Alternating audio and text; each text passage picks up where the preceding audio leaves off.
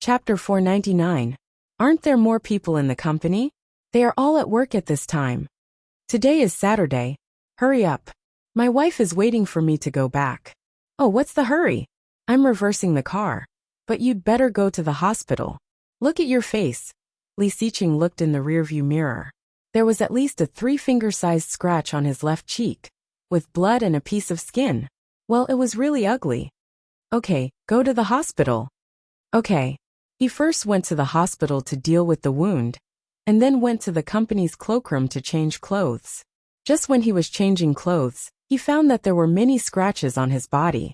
No wonder it was burning everywhere.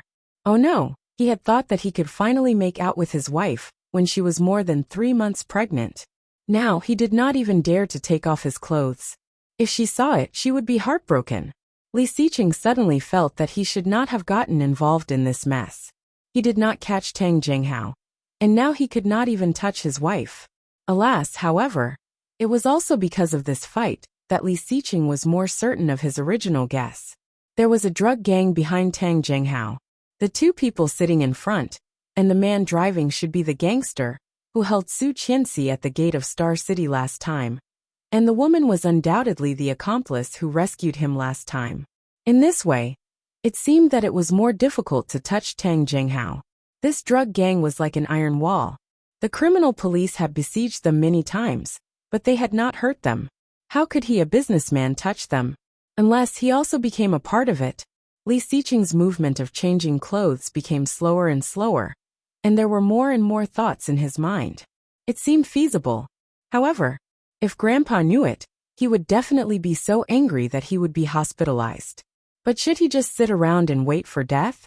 Turning on the phone, he received a call from Luo Zhan. As soon as he received a signal, there is no such license plate number. The license plate number is fake. The number you saw must have been tampered with. Luo Zhan's voice was firm. Li Xiqing trusted Luo Zhan's ability very much. If he said it was fake, it must not be real. The drug gang was so cautious. No wonder the police could not catch them after so many raids. Li Xiqing narrowed his eyes and said unconsciously, "Nothing ventured, nothing gained." Hearing Li Xiqing's words, Luo Zhan suddenly felt a sense of crisis. "Hey, what do you want?" "Nothing. You didn't sleep well last night, right? Go to bed. I will call you when I get the news." "Hey, Li Xiqing," Luo Zhan said. "You." Li Xiqing did not wait for him to finish and hung up the phone. Fastening the last cufflink, Li Xiqing put on his coat and quickly left the company. When he arrived at the old house, he saw Su Qianxi looking around at the door from a distance. Seeing his car coming back, Su Qianxi immediately ran out of the house, greeted him, and reached out to knock on the window. He coughed and looked in the rearview mirror. After making sure the bruises on his face did not look too serious, he opened the door. Zhou Chen chuckled. "Mrs. Li, he lost to someone and was beaten like this. You have to discipline him in the future." F***ck off. Li Xiqing slammed the door, and Zhou Chen laughed and went to park the car. Chapter 500. Li Xiqing also had a bruise on his waist. Being hugged by her, he felt a burning pain. However, he did not show it on his face and whispered. The phone ran out of power and turned off. "What happened to you?" "I fell." "You fell on your face." Su Qianxi looked at his handsome and flawless face and felt uncomfortable. She reached out and gently touched it. "Does it hurt? Let me put some ointment on it. I've already gone to the hospital. It doesn't matter. It's just a bruise." Su Qianxi looked at his hand. On his palm, there was almost no place that was unharmed. It was bloody, with skin peeling off, and there were small grooves made by sand. It hurt. Su Qianxi's heart ached. She pulled his sleeve and walked into the room. Li Jinan was sitting on the sofa playing with a car model. Seeing him being pulled in by Su Qianxi, he gloated inside. Some people just won't give up until they see the end. Su Qianxi paused, looked at Li Xiqing and said, "Where did you go?" God knew she had been worried all morning. His heart was always in his throat, as though it was being hung up to his throat. She called Luo Zhan, but he did not know anything, and Li Jinan refused to say a word. She originally thought that Li Jinan must not know, but now it was clear that they had colluded to hide it from her. "Nothing. Don't worry," I'm fine. Li Xiqing gently squeezed her palm, his voice low and slow. Su Qianxi looked up at him. After a long while she squeezed his palm hard. The pain immediately made him gasp. Ouch! Su Qianxi pushed him hard, looking angry. Then she turned into the room and slammed the door.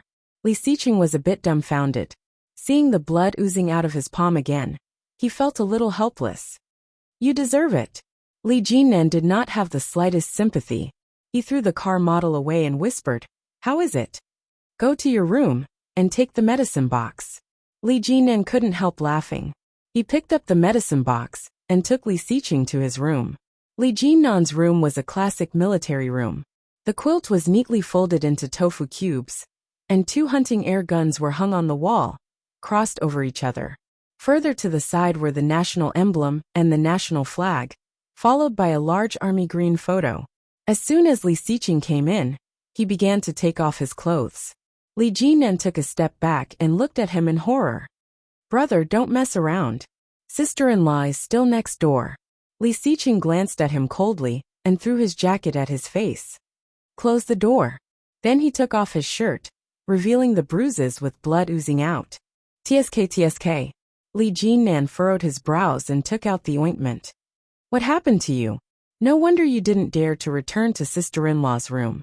Li Xiqing told her the truth.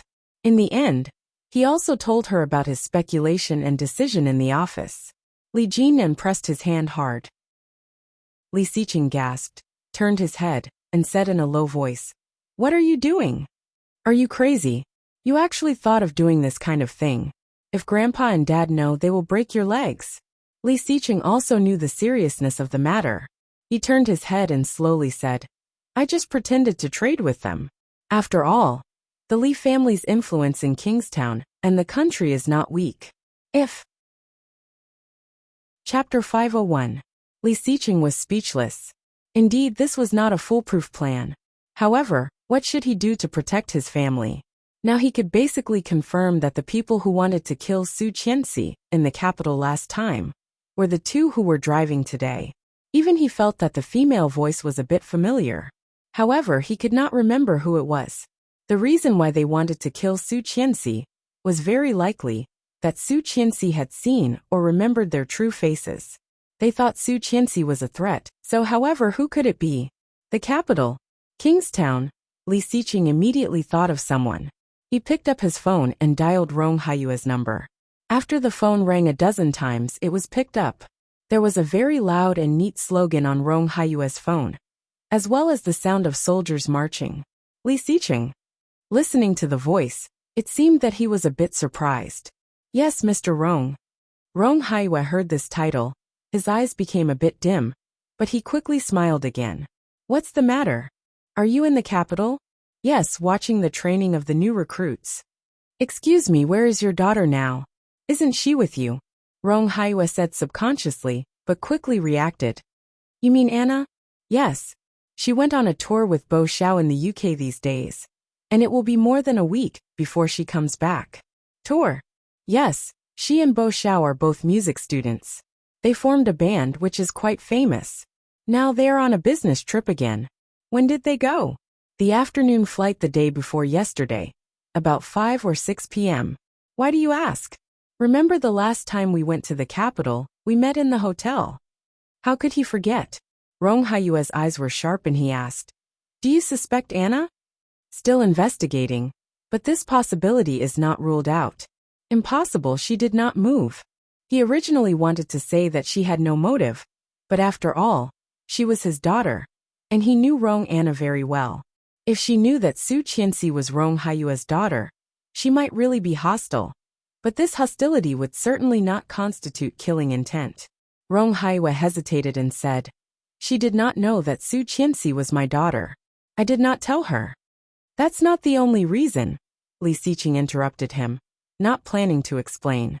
Now I have no evidence, but for Qianxi's safety, I hope you can keep it a secret and not tell your other daughter about my suspicions. Of course. I'm going to Kingstown next week. We can talk face to face then.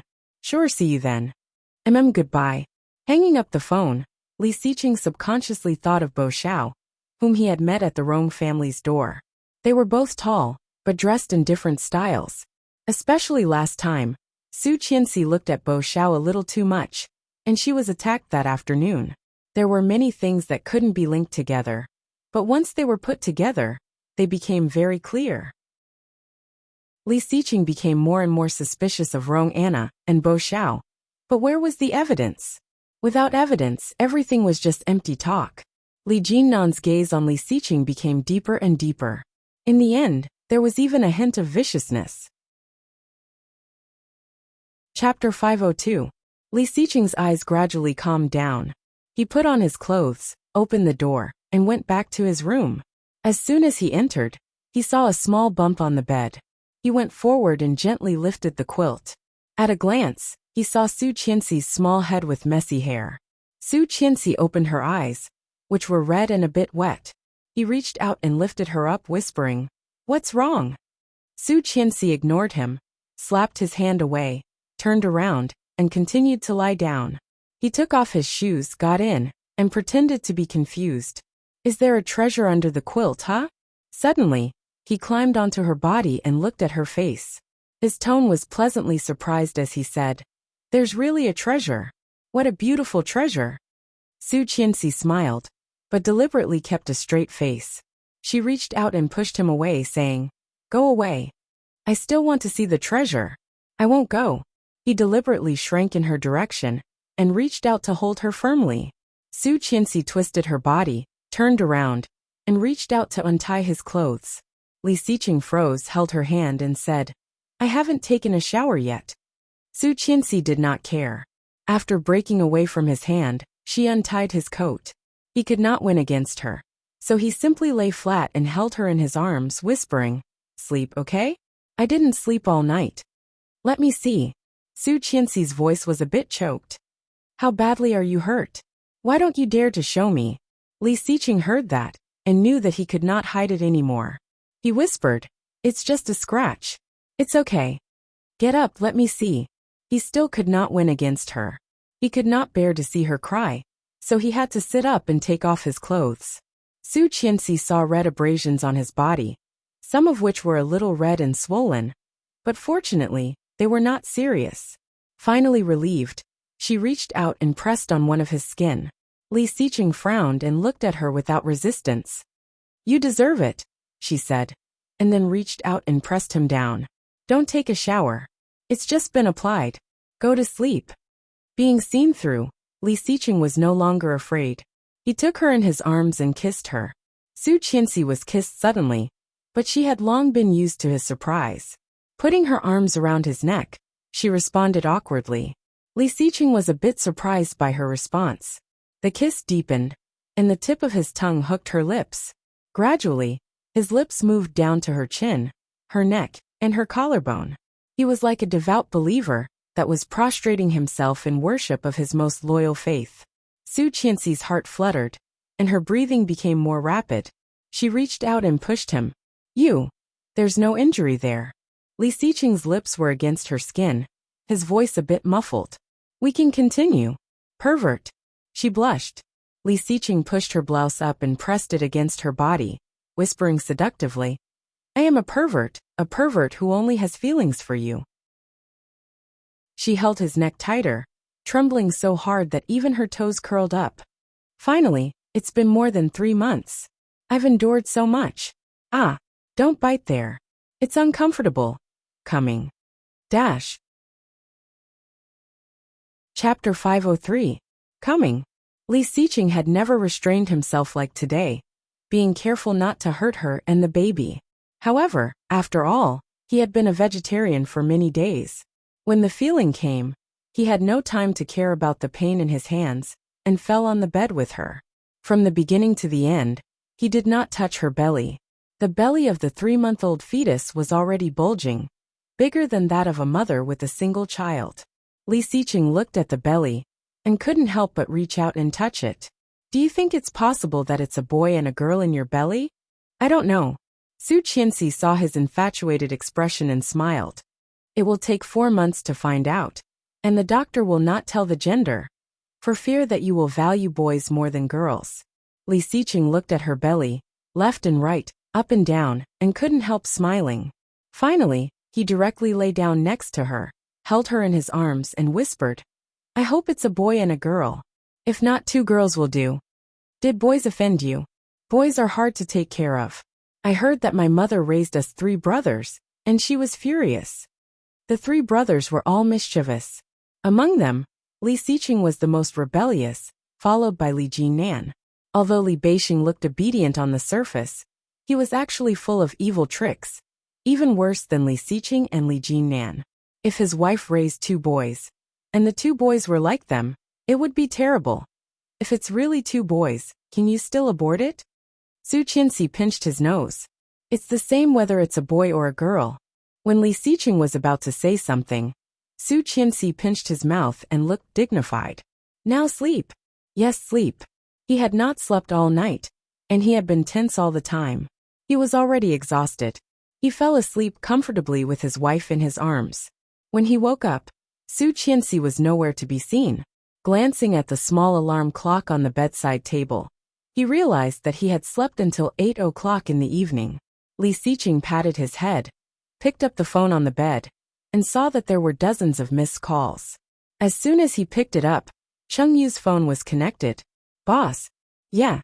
Li Xiqing responded and stretched his waist.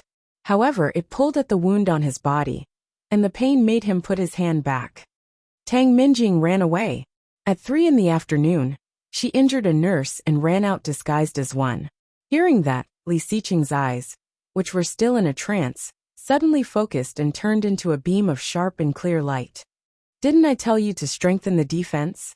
Yes, it's reinforced, but did you catch him?" "He ran away. There's someone waiting for him outside. He went straight into the car."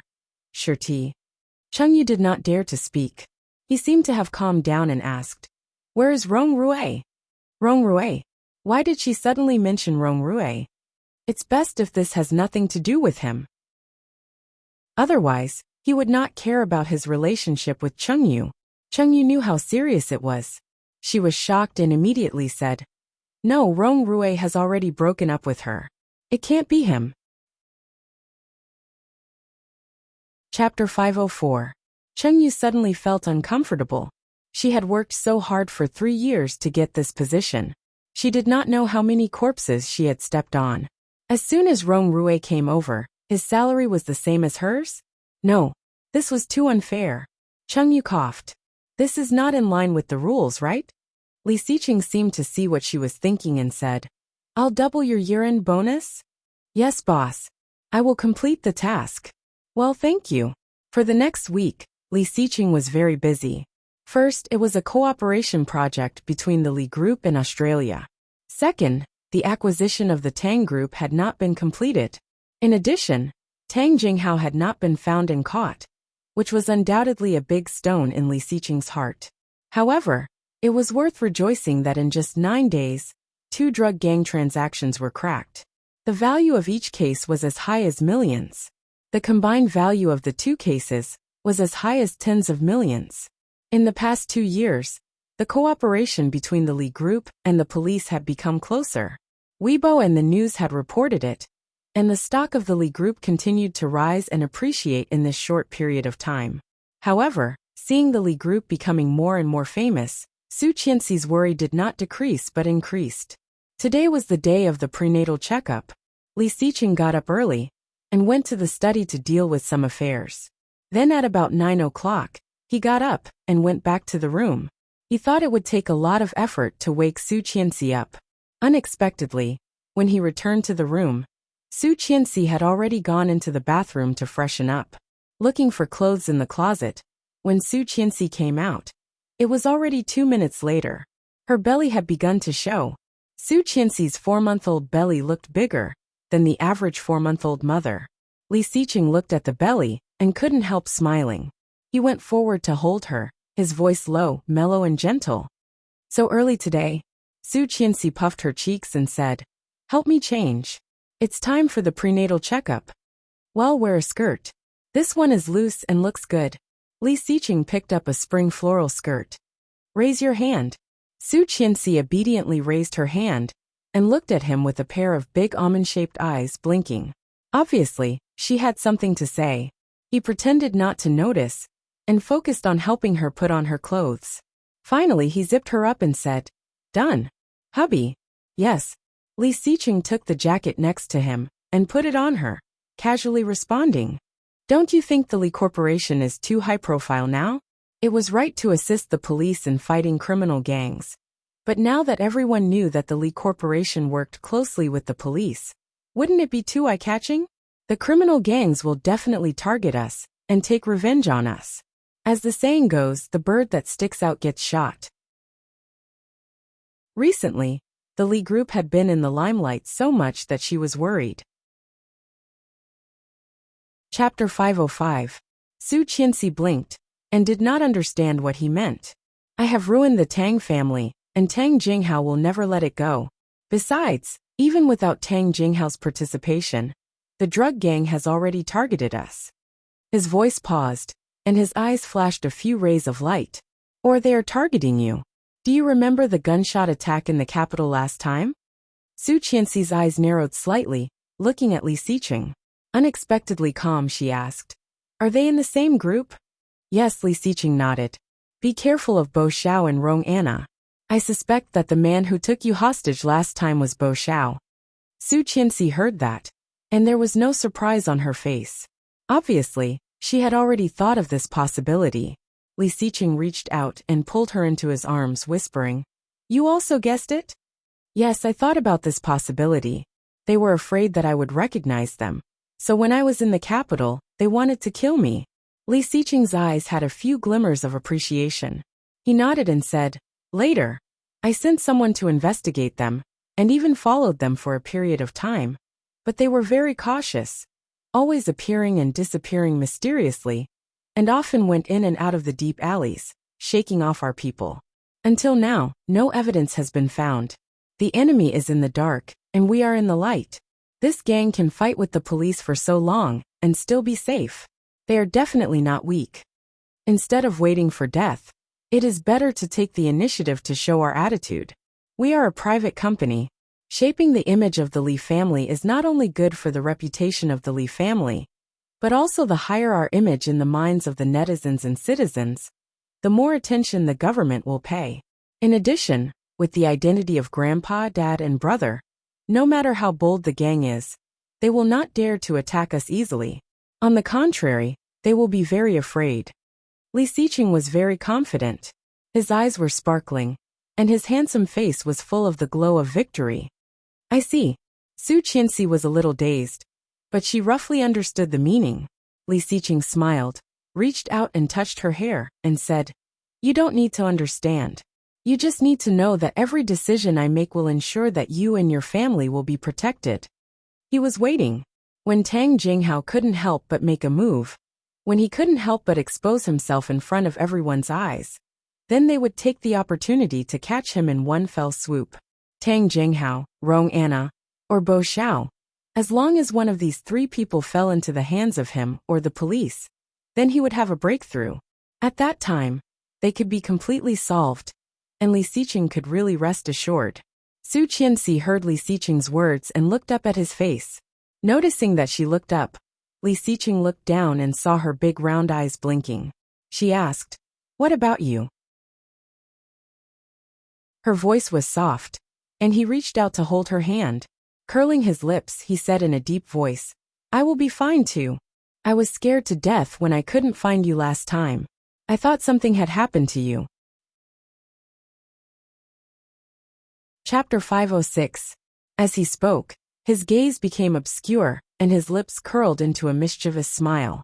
He kissed the corner of her lips and said in a low voice, "You can punish me however you want." Su Qianxi blushed and reached out to pat him. "You wish." Li Xiqing caught her hand and teased, "So there's no need for punishment? If there is a next time, I will punish you to sleep on the floor and not on my bed. That's too cruel." Li Xiqing frowned, looking like he had suffered a lot. "It's that serious?" Su Qianxi smiled, feeling a bit proud. Hugging his neck, she kissed him on the lips and said, "So you have to be careful in the future. Don't act on your own. Remember to report to me before you act, so that I don't worry about you for nothing." "Yes, ma'am." His voice was low and soft, with a smile on his lips. His eyes were full of love. Su Qianxi's heart was about to melt. Blushing, she looked away and pretended to be calm. Now go to the hospital for a prenatal checkup. He held her hand and put his other hand around her waist, saying softly, Yes, ma, I am. Humph, don't think that I will be lenient next time. You wish. At the hospital, after all the tests were done, an old doctor adjusted his glasses and told them that there were 2 placentas and 2 fetal hearts in the uterus of the pregnant woman. In other words, they were fraternal twins. Although he had already known that there were 2 children, hearing the news, Li Xiqing was still dazed. In a pair of cold and dark eyes, there was a little surprise and astonishment. His face, which had been calm since he entered the hospital, slowly became full of surprise. Fraternal twins, 2 fetal hearts, 2 placentas? Li Xiqing repeated this sentence, his heart racing. An indescribable emotion suddenly appeared from the deepest part of his body. 2 children? Fraternal twins? Repeating it again, Li Xiqing's eyes were as dark as the night sky, and at this moment, they were even more profound and bright. Did I hear it right? Su Qianxi looked into his eyes, which were even more dazzling at this moment. Curling her lips, she nodded in confirmation. Li Xiqing got the confirmation, and his eyes became even more misty. He suddenly laughed, reached out, and pulled her into his arms. His arms tightened as he hugged her. He deliberately lowered his voice and said, Amazing, my wife is amazing. Su Qianxi reached out and touched his trembling hand, chuckling. Facing the teasing eyes of the doctors, she whispered with a blush, So many people are watching. Be normal. Yes, he responded loudly, unable to contain his joy. He let go of her and kissed her on the cheek. The smile on his face seemed to be trying hard to be contained, but it unconsciously became wider and wider. His uncontrollable laughter was low and moving. It was the first time that Su Qianxi had seen Li Xiqing like this. He could not hide his joy, and he could not control his emotions. He was really like a fool. She couldn't help pursing her lips and looking at him with a blush. Li Xiqing's eyes were shining. He looked down at her lower abdomen, gently stroking it with his big palm. She did not know whether he was talking to her or whispering to her stomach. Wait for me. Then he strode out of the clinic. Where are you going? To make a call.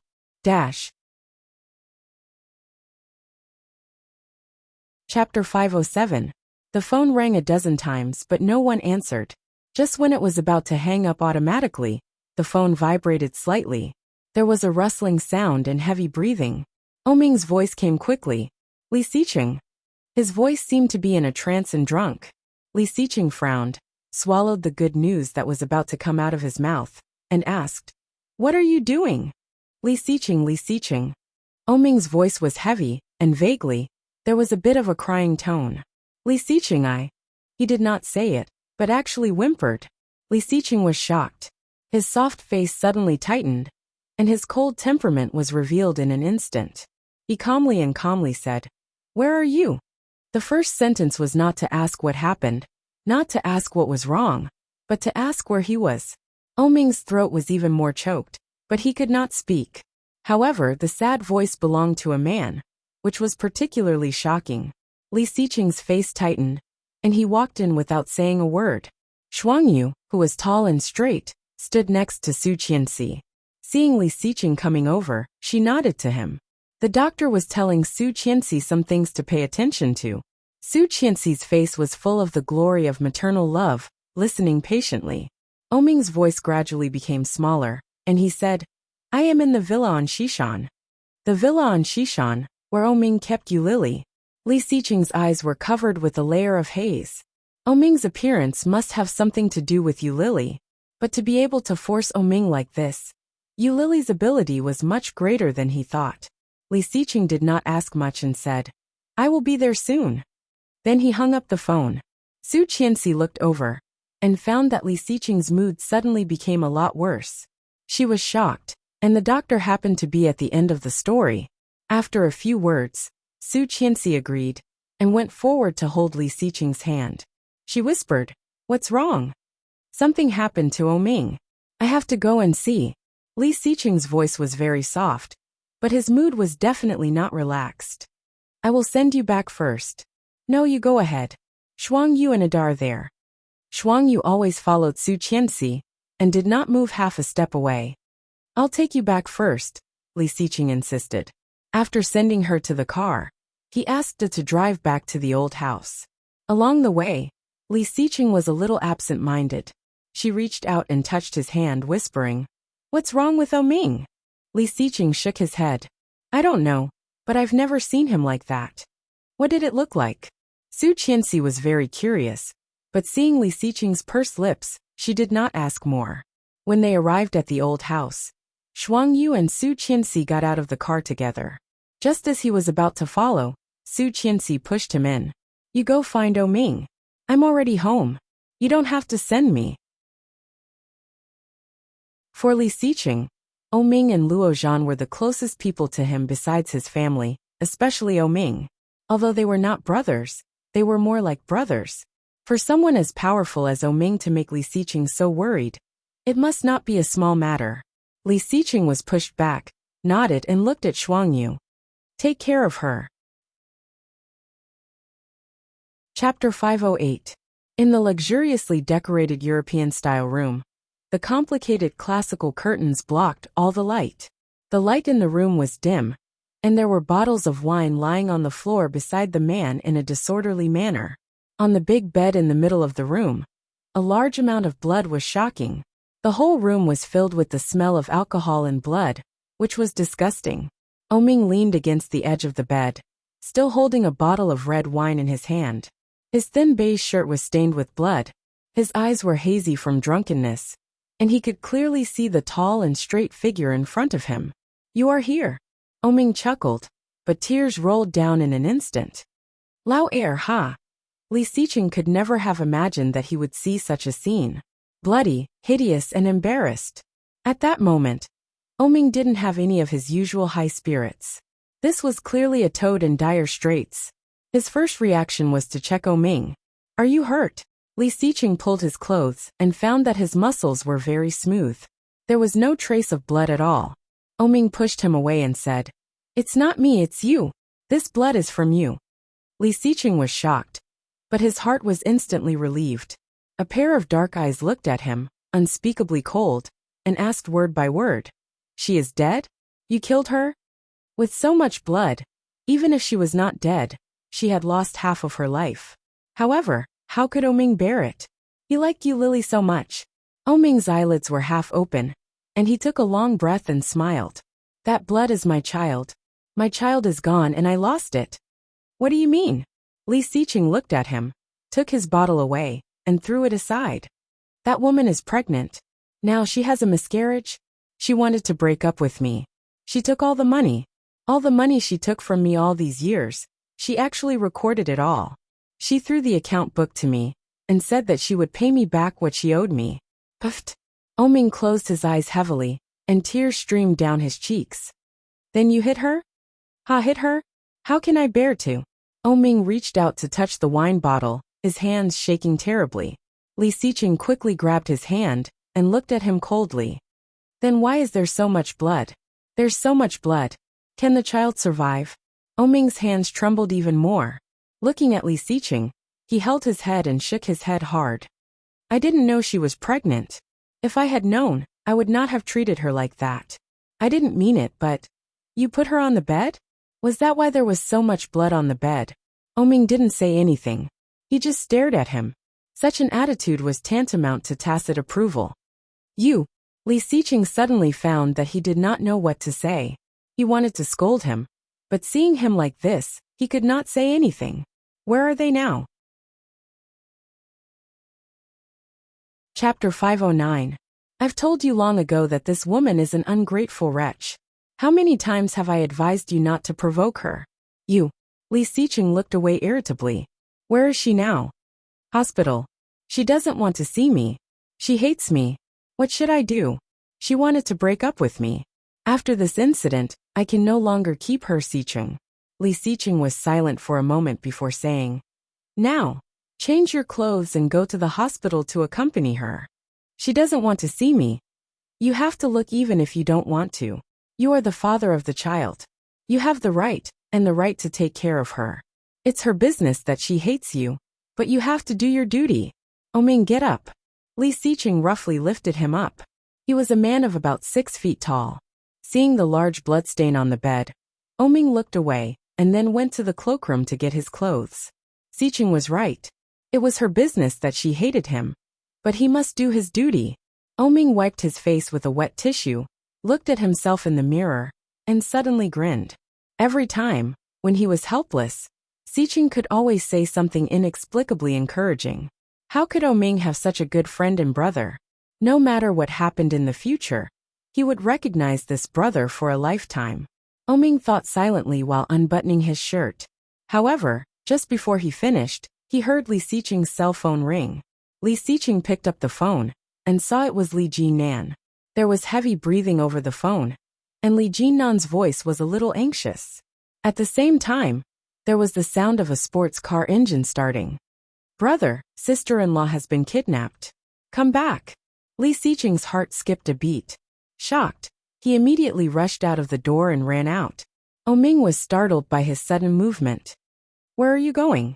There was no response. Su Qianxi watched the Bugatti leave, and then went inside with Shuangyu. However, suddenly Shuangyu's eyes narrowed. She looked alert, and directly punched in the direction of Su Qianxi. Su Qianxi was shocked and exclaimed. Then she heard a muffled sound behind her. A short man was punched down by Shuangyu, and Su Qianxi looked over in shock. Shuangyu subdued the short man, but when she looked up, her face changed and she roared. The 2 bodyguards guarding the door heard the commotion and immediately came to help. Su Qianxi was shocked and was about to look back, but then her hand was suddenly caught. A strong arm wrapped around her neck, and a cold touch was pressed against her neck. Come here and I'll kill her. The voice was cold and harsh. It sounded rough and familiar. Tang Jinghao. Su Qianxi stiffened her neck and did not dare to move. However, her body could not stop trembling, her breathing was rapid, and her heart was racing. Shuangyu and the 2 bodyguards immediately stopped their movements and looked at the 5 men walking forward behind Tang Jinghao. Each of them was holding a long steel pipe, and their faces changed dramatically. At this time, Su Qianxi calmed down and said, Don't be impulsive. If anything happens to me, he will not let you go. Tang Jinghao grinned and ignored her. Looking at the bodyguards, he said, Such obedient dogs. Tell Li Xiqing to come to the abandoned warehouse in the eastern suburbs alone. If there are too many people, there will be consequences.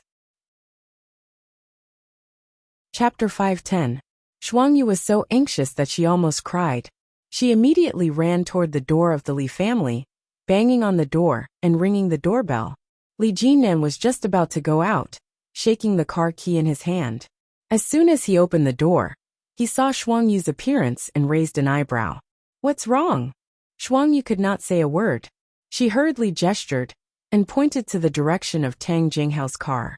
Li Jinan looked at her gesticulating and thought it was fun. He crossed his arms and laughed with great interest, even though he didn't understand a word of what she was saying. Shuangyu was so anxious that she stamped her feet and made a phone gesture to him. Li Jinan handed the phone to her, and Shuangyu's fingers quickly typed. My wife was kidnapped. Li Jinan was shocked, and his face suddenly changed. Then Shuangyu typed, Let Mr. Li go to the abandoned warehouse in the eastern suburbs alone, or he will bear the consequences. Bastard. Li Jinan immediately snatched the phone back and rushed out to drive. Shuangyu also followed, pointing to herself to indicate that she could help. Li Jinan opened the door of the passenger seat. After she got in the car, the yellow Porsche suddenly rushed forward and rushed in the direction that Shuangyu pointed. Su Qianxi was taken into the car. Feeling the knife on her neck, her heart was beating so fast that it almost jumped out. But despite the fear in her heart, Su Qianxi was unexpectedly calm. Tang Jinghao finally let go. Su Qianxi looked at Tang Jinghao sitting on the side, shrinking to the corner, hands twisted together, and asked calmly, What do you want to do? Tang Jinghao glanced at her and sneered. Don't worry, I will not punish you. I will give you to Tang Minjing later, and let her play with you. Haha, happy. Su Qianxi's heart skipped a beat, and her back was against the door. Thinking of Tang Minjing's hysterical and crazy posture in the hospital, she couldn't help but feel scared. That woman's mind had long been abnormal. Even her own child could fall like that. After being sentenced to imprisonment, she was transferred to a mental hospital. Now, what would she do with her? Su Qianxi's heart was shocked and unconsciously trembled. Tang Jinghao looked at her. She was obviously scared to death, but she pretended to be calm and acted as if nothing had happened. He only wanted to laugh in his heart. The car drove steadily in the direction of the eastern suburbs, but suddenly, Tang Jinghao saw a yellow Porsche speeding up behind them. And the person sitting in the driver's seat was the third child of the Li family, Li Jinnan. Tsk. The children of the Li family are all good, but why are they so impulsive? Tang Jinghao looked regretful. I've already said that only Li Xiqing is allowed to come. What is Li Jinnan doing here? Tell me, aren't they forcing me to kill the hostages? Huh? As Tang Jinghao spoke, he waved the sharp dagger in his hand in front of Su Qianxi. Su Qianxi shivered and leaned against the door. Her heart was beating so fast that she could not feel it. Biting her lower lip, Su Qianxi's eyes were slightly red, but she clung to the door and did not dare to move. Ha ha ha ha. Tang Jinghao laughed happily, took back the dagger and said, I'm just scaring you. I still need Li Xiqing to do things for me. If I kill you, won't that guy kill me? Chapter 511. Yes. The man responded, then turned the car and ran a green light. The pedestrians on the side of the road were scared and fled. The traffic policeman whistled hard, furious. Li Jinnan was about to follow, but the traffic policeman suddenly rushed up, waved at him, and whistled a warning. Turning the steering wheel, Li Jinnan slammed on the brake. The car in front of him had already driven far away. Tang Jinghao turned around and even waved at him with a smug smile. F***ck. Li Jinnan slammed the steering wheel, almost going crazy. Ignoring the traffic policeman's beating on the window, Li Jinnan picked up the phone and called Li Xiqing. Brother, sister-in-law has been kidnapped. Come back. After telling the location and the request, Li Jinnan was asked to get out of the car by the traffic policeman. Li Xiqing went downstairs, ignoring Oming's yelling. After driving out of the car, he drove the car to the highest speed and went straight to the abandoned warehouse in the eastern suburbs. When he arrived, it was already half dark. And just at the door of the warehouse, a man was standing smoking a cigarette. Seeing Li Xiqing's car coming, he whistled. It's really Li Xiqing. Even the car he drives is different. Where is she? What's the hurry? Isn't she inside? Don't worry, your wife and children are still fine. Come on, be a good boy and come in with me. The man waved at Li Xiqing, whistled, and stepped back with a playful look. It looked like he was flirting with a little puppy. Li Xiqing clenched his fists, and his face, which was already cold and indifferent, became even more tense. Walking in, the man laughed and said, Good dog, come on, I'll give you a meat bone. As he spoke, he actually threw a lunchbox over. A pig bone rolled out with rice grains on it. Li Xiqing's cold eyes glanced at him. The man suddenly felt a chill, but he looked even more arrogant. What the F***ck are you staring at? What about her? Li Xiqing repeated. His voice was so cold that it sounded like ice was falling off. Oh my, such a bad temper. If I didn't know better, I would think I was in your office. Tang Jinghao's voice came out, looking slightly fat. Looking at Li Xiqing, he sneered. What? Are you used to being a big boss? Can't stand being treated like a puppy all of a sudden? Just behind Tang Jinghao, Tang Minjing also walked out. She was wearing a tight black leather outfit, and her hair was permed into sexy big wavy curls. Her face was exquisitely made up, which made her already beautiful and coquettish facial features even more exquisite and moving. Especially her lips, which were bright red and dazzling. Brother Xiqing, you're finally here. I've missed you so much. Tang Minjing smiled. Although she said so, there was no longer any infatuation on her face. All that was left was indifference. You are here for me, aren't you? Li Xiqing looked at her, did not speak, and narrowed his eyes. In that pair of eyes that were as deep as an ancient well, the dangerous and threatening atmosphere was overflowing. Obviously he was angry. Tang Minjing smiled and clapped her hands. Just inside the room, there came the sound of stumbling footsteps.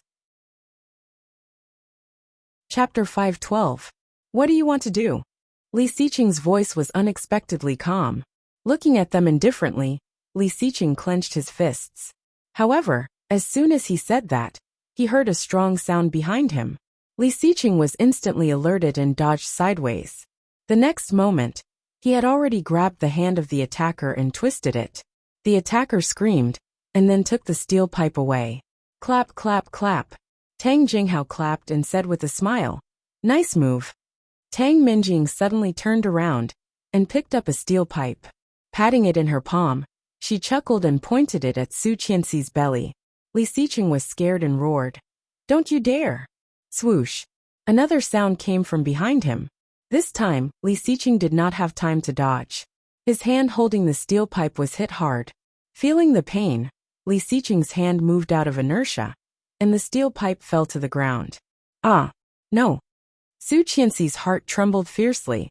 Seeing his hand instantly red and swollen and blue, she burst into tears and screamed. Li Xiqing subconsciously wanted to fight back, but he heard Tang Minjing's gentle voice. "Brother Xiqing, don't blame me for not giving you a chance. As long as you avoid it, or you fight back, I will take the blame on her." Then she laughed as sweet as a bell. But at this moment, it was the most vicious voice. She said, "Say if I hit with this stick." Then, she pointed the steel pipe at Su Qianxi's belly, smiling. Su Qianxi looked at the steel pipe and closed her legs, shaking terribly. "Don't you dare." Li Xiqing's face turned red and he roared. Tang Minjing raised an eyebrow. "I even dare to kill my own son, let alone someone else's son. What a pity. I heard that they are twins. Both of them are very healthy.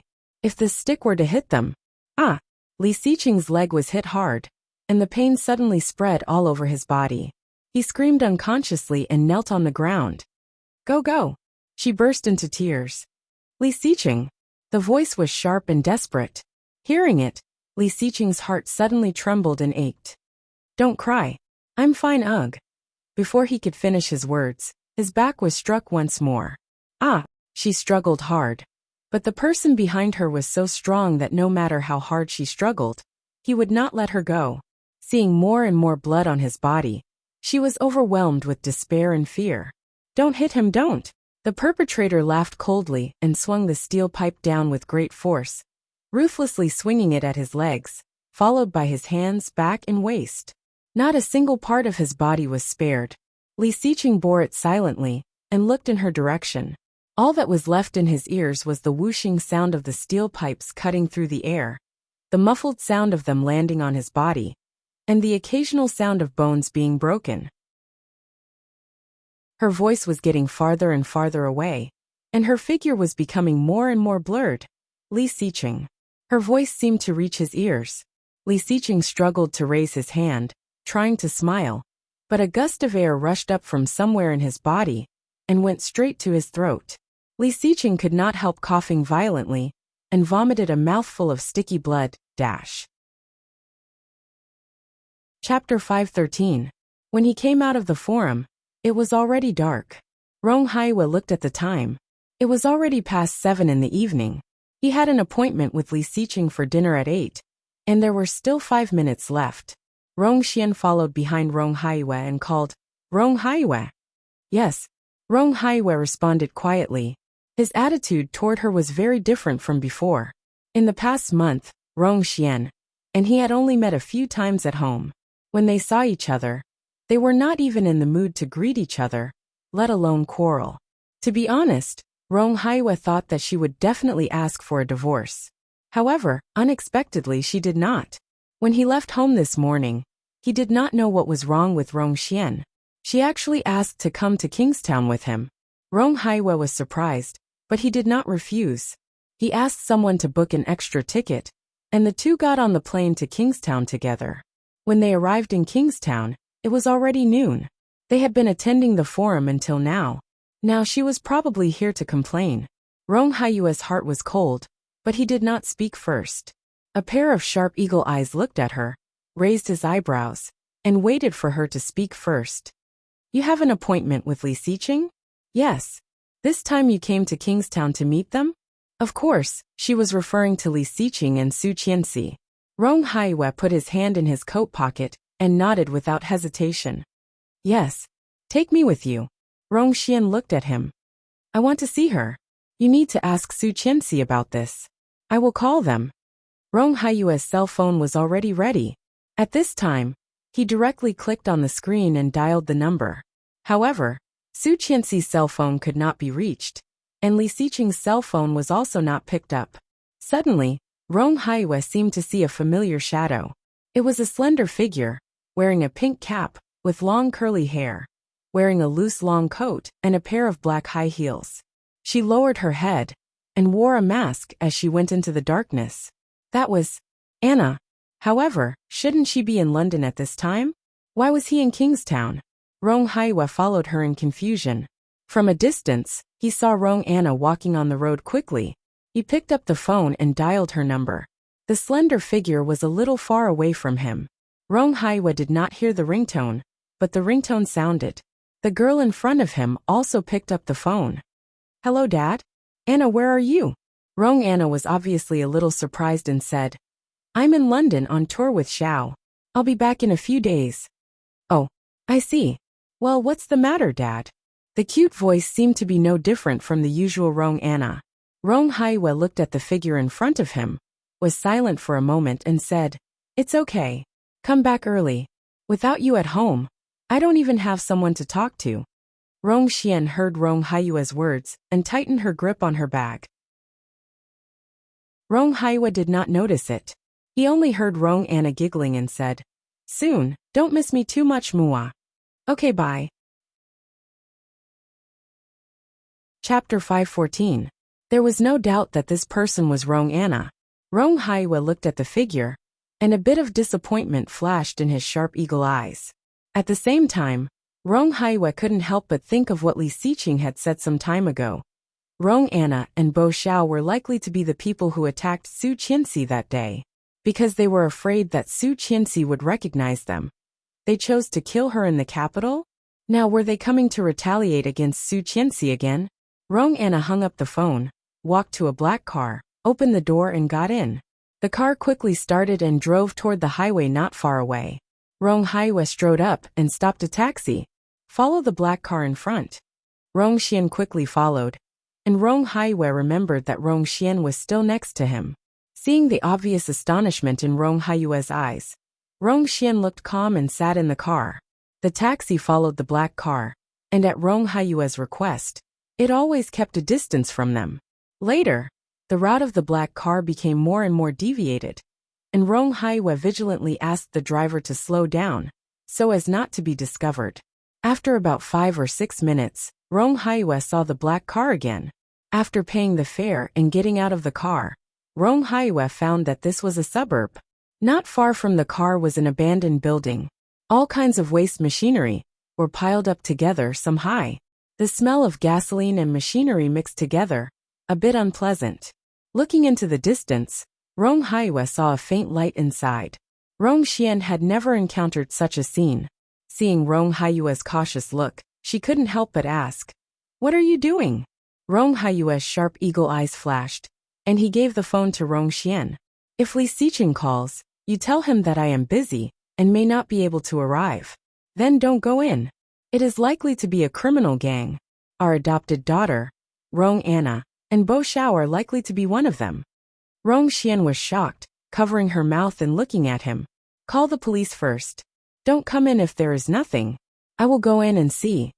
Rong Xian nodded, standing outside and said, Okay.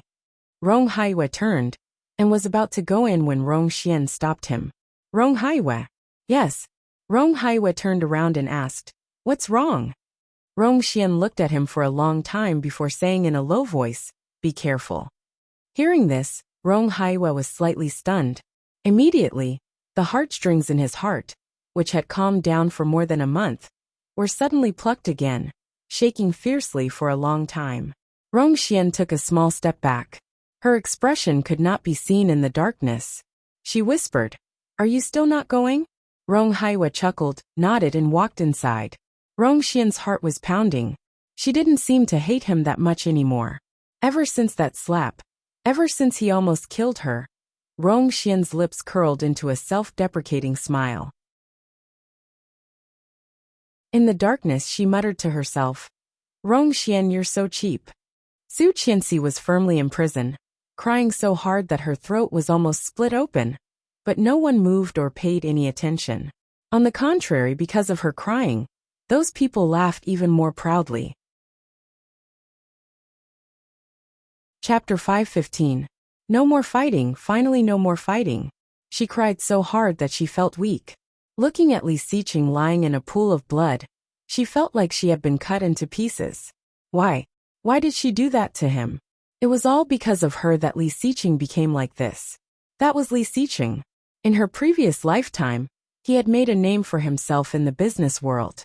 How many people wanted to deal with him? How many people wanted to defeat him? However, at that time, Li Xiqing was so strong that he had no weaknesses. If it were not for her, thinking of this, Su Qianxi could not stop her tears. I'm sorry. Li Xiqing was now in a semi-conscious state. He vaguely heard Su Qianxi's apology. He looked up and wanted to say something, but he coughed and spat out blood again. Tang Minjing slowly walked over, her every step elegant. Slowly, she squatted in front of Li Xiqing, her eyes full of pity and face full of sadness. However, she had a crazy laugh. What's so good about this woman? Is she worth it? Li Xiqing, is it painful to be beaten like this? It must be very painful, haha. As long as you beg me, I can save you now. Li Xiqing heard that and chuckled, his voice weak. Beg you? Yes, I can make you recover and live a healthy life. When you are well, you can divorce that bitch Su Qianxi and ask her to abort the child. If you like children, I can give birth to them for you. I have given birth to them before. My children will definitely be 100 times better than Su Qianxi's children. Tang Minjing grabbed his hair, lifted his head, and said with a smile, to be honest, I also like children. We can have many, okay? Li Xiqing closed his eyes and laughed even louder. Tang Minjing let go of him, arched an eyebrow and whistled. It seems that you failed. Brother Xiqing, what's wrong with me? You used to say that I am beautiful and sensible. Whoever marries me will be very happy. But why don't you want to be a happy man? You have to push me away. Sad, really sad. Now you are not only hurting me, but also your wife, your children and your twins. Hee hee. Tang Minjing smiled and walked up to Su Qianxi. Gently touching Su Qianxi's face, she said, your skin is so good. 21, right? Her face is really full of collagen, young and beautiful. Don't touch her, Li Xiqing said with difficulty. He coughed up another mouthful of blood and blacked out. Tang Minjing immediately withdrew her hand, looking scared. I won't touch her. I don't dare. Ha ha ha. With that, he strode to the back and shouted, hey, time to work. As soon as Tang Minjing said that, two men walked out of the room with two big bottles in their hands. Looking at Li Xiqing and Su Qianxi, they sneered and opened the lids. Chapter 5:16. The strong smell of gasoline spread throughout the warehouse. Several men poured 4 barrels of gasoline around the abandoned warehouse. When Rong Anna and Bo Xiao went in, they saw Li Xiqing lying in a pool of blood. Embarrassed and bloody, Li Xiqing's arrogance was nowhere to be seen. Seeing this, Rong Anna frowned and looked at Su Qianxi. Su Qianxi's emotions had collapsed, and there was only Li Xiqing in her eyes. Tang Minjing took out a lighter and played with it on her fingers, looking at the expression on Li Xiqing's face expectantly. Sure enough, there was finally a trace of emotion on Li Xiqing's face. He looked up at her and reached out to her. Tang Minjing raised her eyebrows with satisfaction, chuckled and said, you want to talk to me? What do you want to say? Go ahead. Stepping on high heels, she went forward and squatted down to listen. Let her go. Li Xiqing's voice was weak but clear, with a bit of pleading. She and the child are innocent. If you have any hatred, take it out on me. Don't touch her. Seeing Li Xiqing like this, Tang Jinghao was very proud. He laughed out loud and said, Li Xiqing, you deserve this. It's a pity that I did not bring Li Xiao here. Otherwise it would be wonderful. I will let you die with your father. Wow, do you think Li Sun will cry? Ha ha ha. However, if I can kill you, It will be enough for the Li family. Next it will be Li Xiao, Li Jinan, Li Beixing, Li Sun, and that bitch Qin Shuhua. Speaking of Qin Shuhua, the anger in Tang Jinghao's heart overflowed. He strode to Li Xiqing's side and kicked him hard. Li Xiqing groaned. Tang Jinghao kicked him several times in a row, making Li Xiqing convulse in pain. At the same time, Rong Haiwe carefully walked forward. Although he was a little far away, he soon heard the hysterical shouting inside. No, I beg you. Don't hit me. If you keep hitting me, I will die. I will really die. Rong Haiwe was shocked. That was Su Qianxi's voice. Hearing Su Qianxi's cry, Tang Jinghao felt comfortable. He pulled Li Xiqing's hair up and made him look at Su Qianxi, smiling wickedly. Comfortable? Back then, when your mother killed my son, it must have been this comfortable.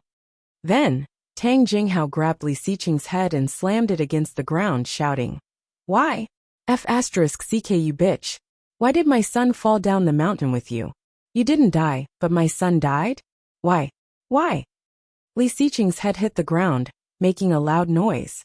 Su Qianxi felt that her heart was also bleeding. Watching him being tortured was more painful than torturing herself. She closed her eyes and tears fell silently. Despair, despair. No one came to save them. No one. Could it be that they could only wait for death? However, he suddenly heard Tang Jinghao scream. The voice came very suddenly, and was completely out of place in the overwhelming situation just now. Then, Tang Minjing exclaimed, Dad. At the same time, Rong Anna also said, Dad. Chapter 517. Just, Rong Haiwe? How could he suddenly appear? Su Qianxi felt like she was dreaming. Looking at him, she quickly screamed, Mr. Rong, go. Dangerous, too dangerous. This time, it was not like last time when Mrs. Tang had a few gangsters. This time, it was a drug gang, and they had more than one gun. Rong Haiwe heard Su Qianxi's cry and turned his head, but it was because of this that he was attacked by Tang Jinghao. Tang Jinghao was middle-aged and fat. When he was young, he was also in the army, and his strength was definitely not small. At this moment, Rong Haiwe was pressed to the ground, and his fat hand grabbed his neck. He picked up the steel pipe next to him, and was about to swing it at Rong Haiwe. Don't touch my father. Rong Anna shouted, but Tang Jinghao did not stop. He directly swung his thick arm straight at Rong Haiwe's head. Rong Haiwe was a major general after all. At this moment, seeing this, he raised his knee and wanted to push him away. However, Tang Jinghao's weight was actually heavier than he thought. His neck was grabbed, and Rong Haiwe's face turned red. He bent his elbow and hit Tang Jinghao's head. Tang Jinghao was pushed up, and his movement was slightly off. With a strong push, Tang Jinghao lifted the steel pipe in his hand again, ready to hit Rong Haiwe's head. Swoosh! The originally loud gunshot, under the silencer, became a subtle sound of breaking wind. Rong Haiwe clearly heard the sound of flesh being pierced. He was shocked and looked up, only to see Tang Jinghao's eyes wide open and his body stiff. Then, Tang Jinghao's body fell straight forward, steadily pressing on Rong Haiwe's body. The steel pipe that was originally held in his hand also fell to the ground in an instant, making a clattering sound. Blood flowed down Tang Jinghao's neck to Rong Haiwe's body, with a warm and moist feeling, clearly into his clothes. Rong Haiwe was shocked. After pushing Tang Jinghao away, he immediately looked in the direction of Rong Anna. Rong Anna did not move, but the man standing next to her, holding a pistol, his eyes cold and indifferent. He did not panic at all because he had killed someone. Obviously, he was not a newbie. Tang Minjing screamed, Dad! With this scream, Rong Haiwe seemed to wake up from a dream and pushed the body away. Tang Jinghao's body lay on the ground, his eyes wide open, motionless. Tang Minjing hurried to Tang Jinghao in her high heels, looking incredulous. Standing far away, Su Qianxi was tied up, but seeing this scene, she was paralyzed. Kill murder? The gun was fired by Bo Xiao. He had killed Tang Jinghao, Rong Anna also exclaimed and shouted in disbelief. You are crazy. That's Tang Jinghao. The goods are still with him. He's too annoying and naggy. He beat Li Xiqing like this when we were not here. Who's going to help us now? What an idiot. The goods are still with him? Rong Haiwei immediately caught the point. He got up and was furious. Anna! Rong Anna was shocked, and her first reaction was to respond, Dad. What are you doing? Are you really selling drugs? Did you really go with Bo Xiao to do this? For a moment, Rong Anna did not know how to explain. Suddenly, there was a subtle sound outside. It was the sound of a gun being loaded. Hearing this subtle sound, both Bo Xiao and Rong Anna's expressions changed. Who was outside?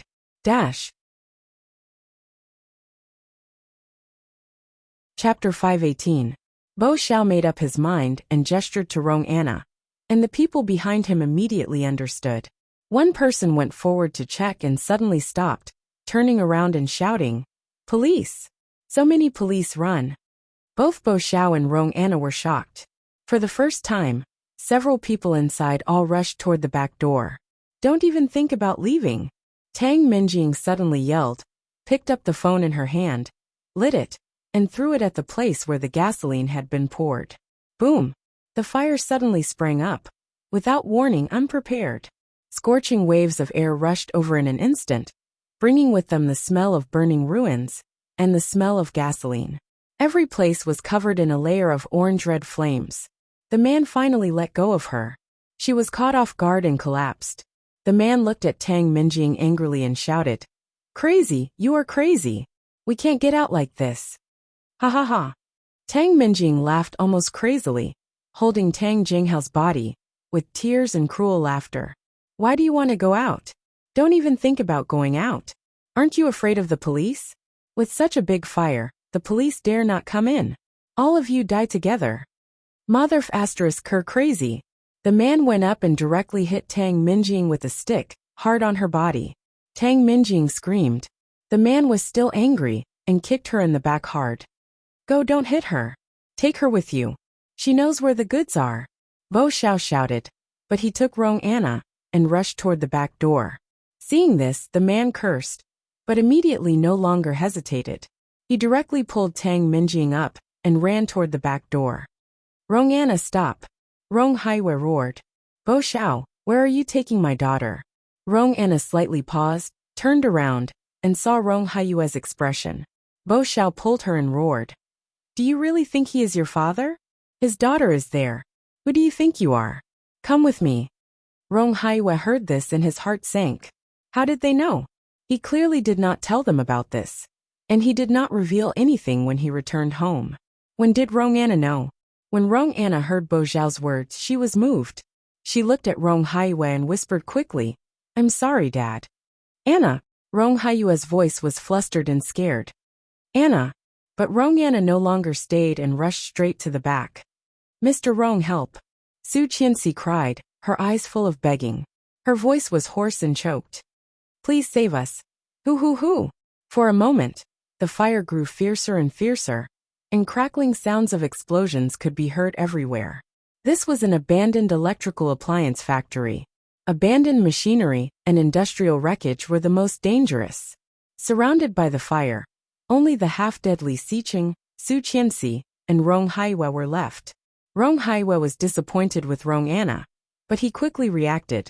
He walked toward Su Qianxi and untied her. Just at this moment, the sound of panicked footsteps came from outside. 5 or 6 people filed in. Seeing this scene, someone quickly gave orders. One of you stay behind, the rest go after the criminals. Chapter 519. However, she did not dare to touch him. Did not dare. There was no place on Li Siqing's body that was not stained with blood. Just like that, he lay quietly on the ground. Even his breathing was very weak. What to do? Su Qianxi burst into tears. Take him to the hospital. Take him to the hospital. Hurry up. Rong Haiwei wanted to, but there was nothing he could do. Don't move. The policeman warned, squatted down to check, and announced, there are many fractures on the body. Don't move. If the bones pierce the internal organs, it will not be fun.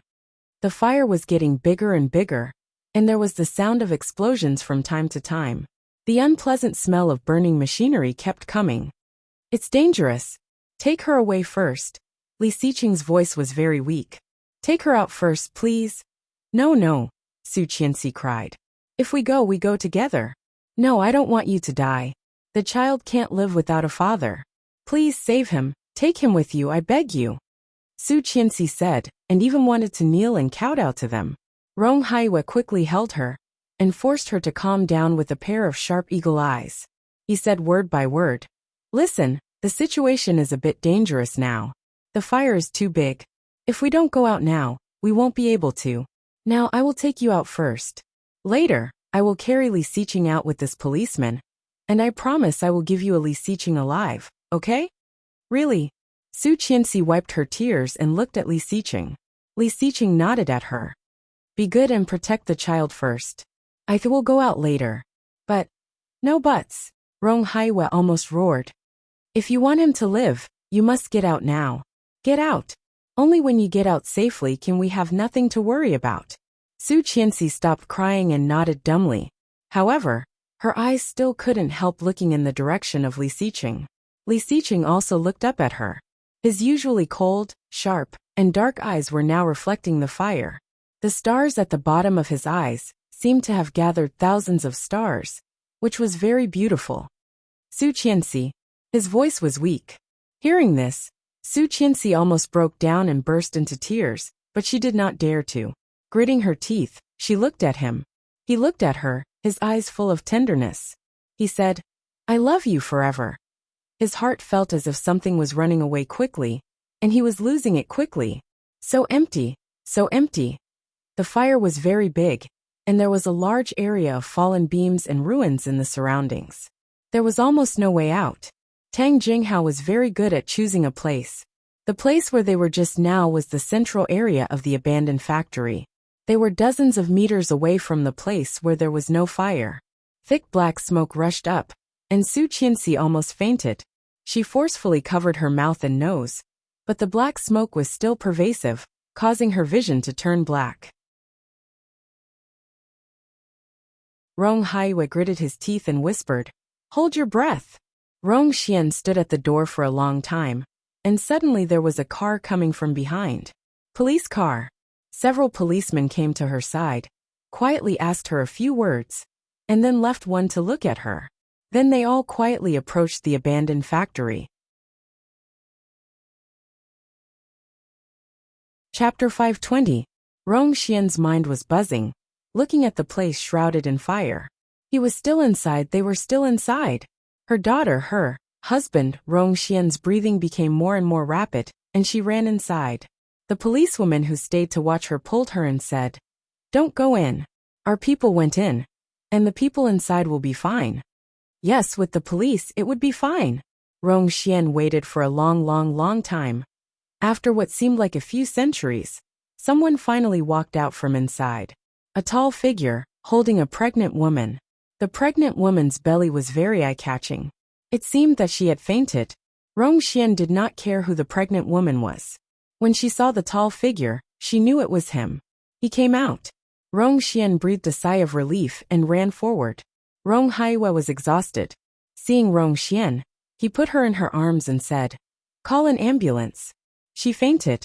Child, don't let anything happen to the child. Then he was about to get up and go inside again. Rong Xian was shocked and asked, Where are you going? Li Xiqing is still inside. I must save him. Rong Haiwe finished and had already taken a step. Such a big fire. Rong Xian shouted, and there was a bit of fear in her voice. It's too dangerous. Rong Haiwe stopped and turned around to look at her. She was afraid. Afraid of what? Afraid that he would die. Thinking of this, Rong Haiwe suddenly smiled, but in a moment he turned and ran inside. While running, he said happily, I will come out alive to see you. When Rong Xian heard this, there was an unknown place in the bottom of her heart, quietly scratched, and an unknown fire slowly rose, burned. The policewoman also ran in, and the two figures, one after the other, disappeared in the fire. Rong Xian immediately called an ambulance, but when she was asked for the address, she was speechless for a while. How did she know where it was? She was not familiar with Kingstown at all. Eastern Suburbs, number 8 abandoned factory. A faint voice sounded in her arms, and she said with half-opened eyes, Rongxian immediately repeated the address, and then called the fire department. In the end, he helped her up and gently patted her face. Are you okay? Drink some water first. Opening the bottle of mineral water she had drunk, Rongxian fed it to her mouth. Su Qianxi took 2 sips, but her tears soon fell again. Rong Haiwe went to save him.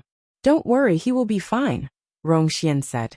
Although she said so, Rongxian herself was not sure. The fire was so big that even the sky was red. The black ruins flew into the sky, and then disappeared without a trace. A Porsche sports car drove over, and Su Qianxi and Rongxian looked back at the same time. When Li Jinan saw Rongxian, he was stunned. Sister-in-law, Su Qianxi saw Li Jinan's face, which was quite similar to Li Xiqing's. As if grasping a life-saving straw, she reached out to him and called, "Uncle." Li Jinan immediately came over and supported her. How is it?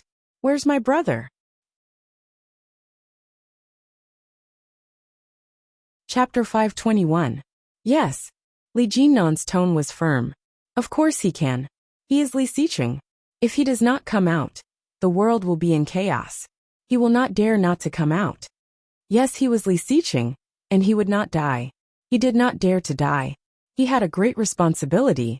He was carrying the entire Li group on his shoulders, as well as her and the children, their home. Su Qianxi's heart, because of this sentence of Li Jinan, slightly calmed down.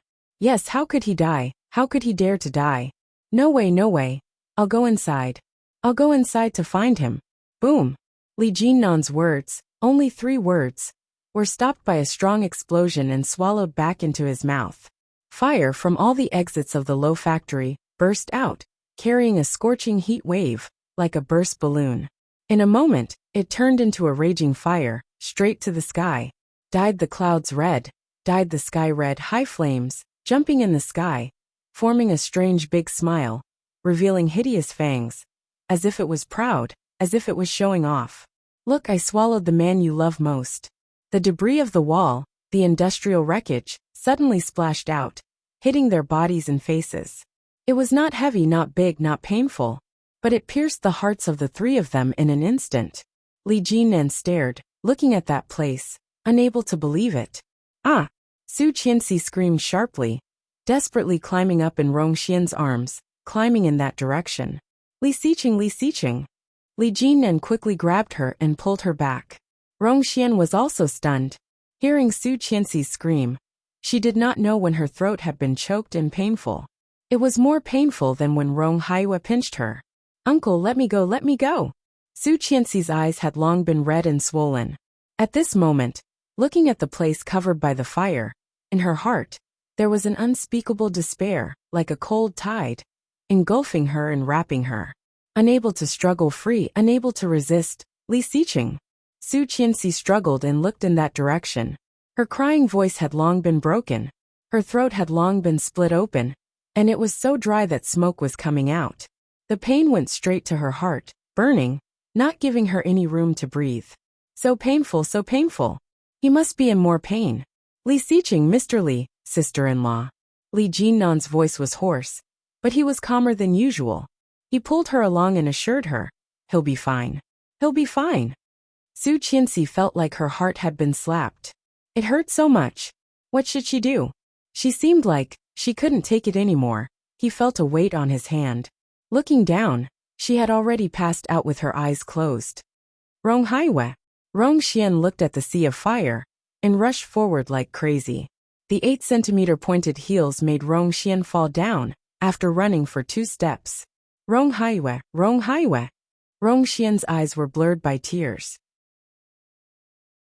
She took off her high heels and ran around the back of the warehouse barefoot. It was very hot. The temperature on the ground was so high that Rongxian could hardly stand. The raging fire had wrapped the entire building tightly. There was no place to go in, and there was no place to go out. No, that won't happen. There must be a way, there must be a place to go out.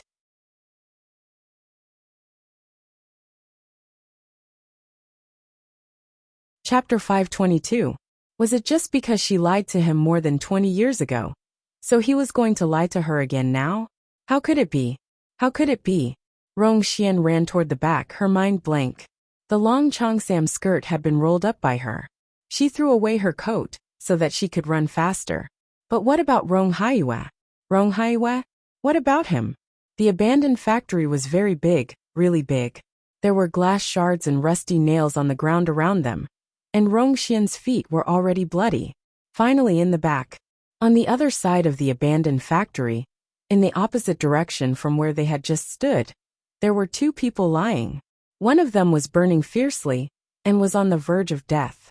He was wearing a police uniform, and his long hair had long been burnt to ashes. His body was twitching, but she was not dead yet. The other one, 4 or 5 meters away from the burning policewoman, was smoking slowly but motionless. Rong Xian's tears fell immediately. She rushed up and turned the man over. Very hot, very hot. Rong Haiyue was burned to a bloody mess, but he was not dead, not dead. Found it, finally found it. Ah! Rong Xian hugged him and couldn't help crying. Rong Haiyue. Rong Haiyue vaguely seemed to hear someone calling him. The voice was so familiar to his bones. Wasn't this the voice of the woman he had been trying to please for more than 20 years? Was she crying? Was she calling his name? Rong Haiyue opened his eyes in a daze, and could only see a shadow reflected in the fire. Rong Xian. Rong Xian wiped her tears and said, "Wait, I will call someone." Then she carefully put him down, and then thought of something. She used all her strength to drag him out. After a full 10 or 20 meters away from the fire, she stopped.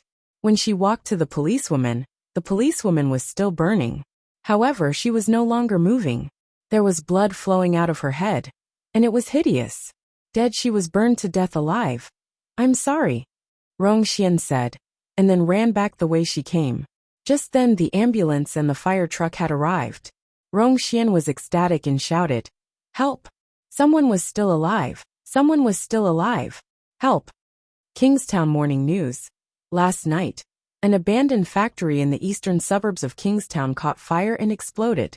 According to investigations, this was originally an electrical factory.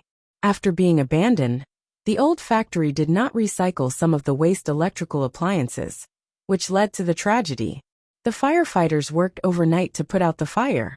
It wasn't until 5:37 a.m. this morning that the fire was completely extinguished. A policewoman behind the factory was unfortunately killed by the explosion. Another person was seriously injured. No bodies were found at the scene of the explosion. Traces of DNA found at the scene include the former CEO of the Tang Group, now wanted for economic fraud Mr. Tang, the current captain of the Kingstown Criminal Police Unit 3rd Team, Mr. Xia, and the most respected CEO of the Li Group. Seeing this news, Old Master Li's heart, which had been on tenterhooks all night, was finally confirmed. Lu Sa's breathing suddenly quickened. Seeing this, she hurried over and said, "Old Master, you."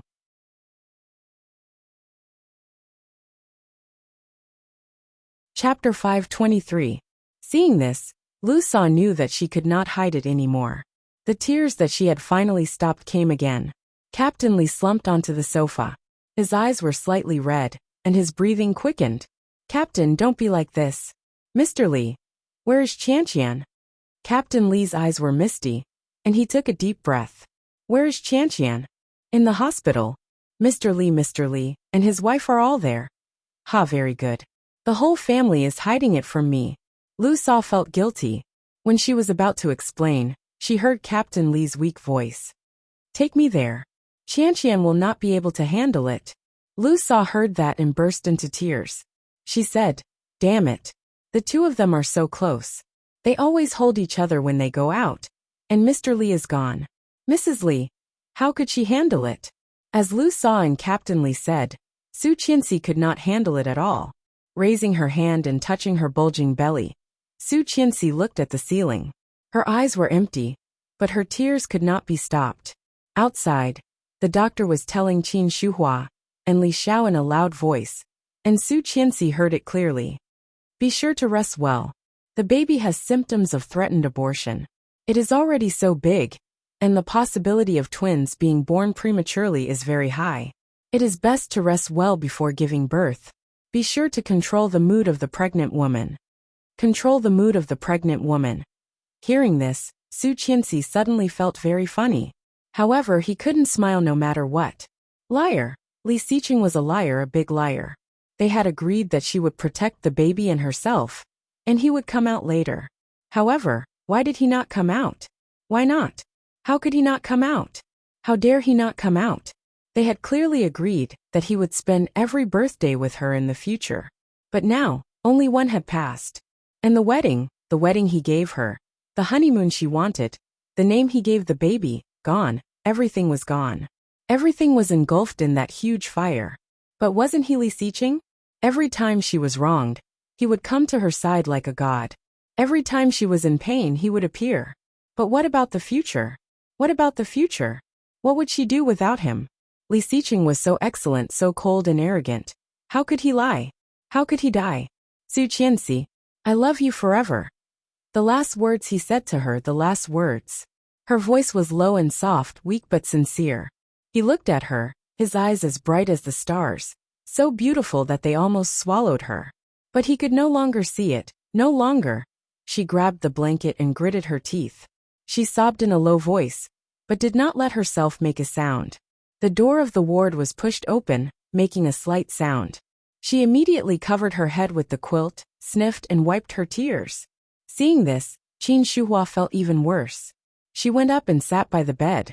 Holding Su Qianxi's hand, she said kindly, "If you want to cry, just cry it out." What was the use of crying? If she cried, would he come back? However, his heart was in so much pain that he was about to suffocate. What should she do? She didn't want to live anymore. She also wanted to follow him and leave together.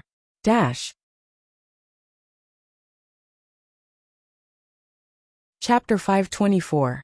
Don't make wild guesses. Don't make wild guesses. Don't make wild guesses. Don't make wild guesses. Don't make wild guesses. Don't make wild guesses.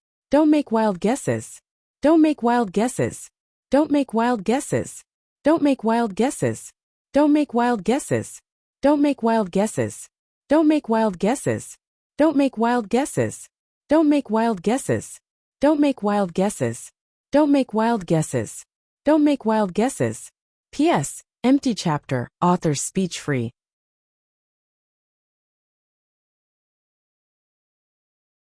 Chapter 525. Su Qianxi covered herself with the quilt, her shoulders shaking. Her heavy and hurried breathing revealed her current state without a doubt. Qin Shuhua covered her mouth, let go of Su Qianxi's hand, got up, and walked out of the ward. As soon as she saw Li Xiao, Qin Shuhua couldn't help crying. "Li Xiao, what should we do? Our son, our son." Li Xiao's eyes were also red, and he took out a tissue to wipe her tears. Qin Shuhua squatted down and cried her heart out. When Li Beixing came back, he was still wearing a military green uniform, but he still did not see Li Xiqing's body. At this moment he was gasping, looking at his parents and brother waiting at the door of the ward.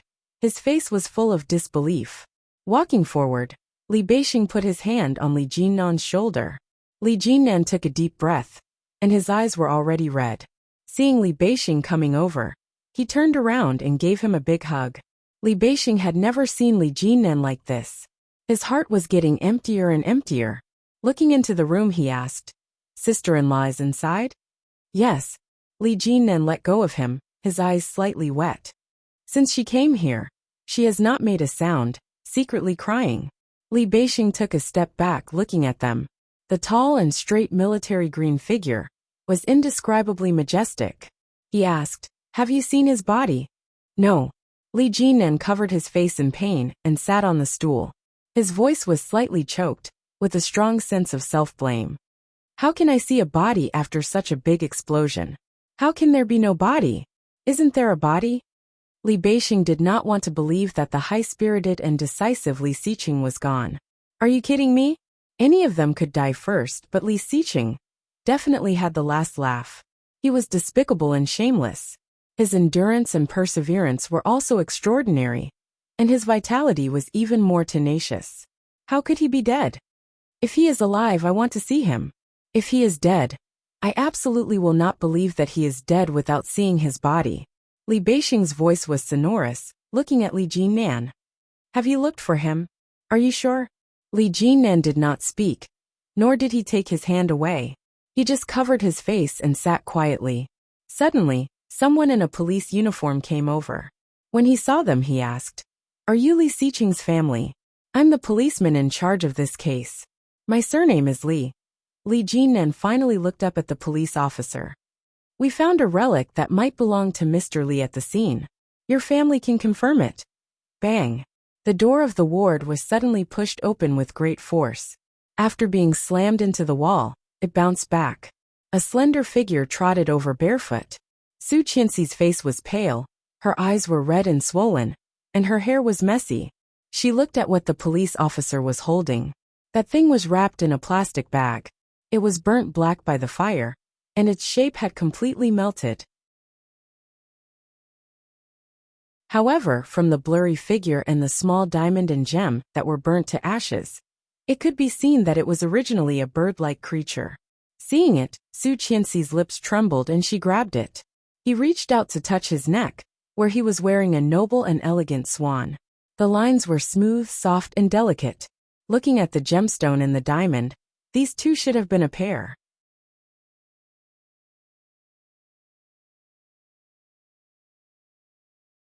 Chapter 526. This was what swans were like. They were loyal to love, to the other half.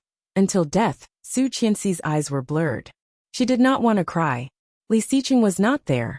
No one would care for her, and no one would help her wipe her tears. She looked down, and big tears fell on the soles of her feet. Su Qianxi found that she had forgotten to wear shoes again. It was really cold, Li Xiqing. Help me bring my shoes over and rub my feet. Just like this morning, okay? No one responded. Su Qianxi's lips twitched, feeling a splitting headache. People around her seemed to be talking, but she could not hear a word. Slowly turning around, she walked toward the bed without saying a word. So tired, so tired. Honey, hold me. I can't stand still.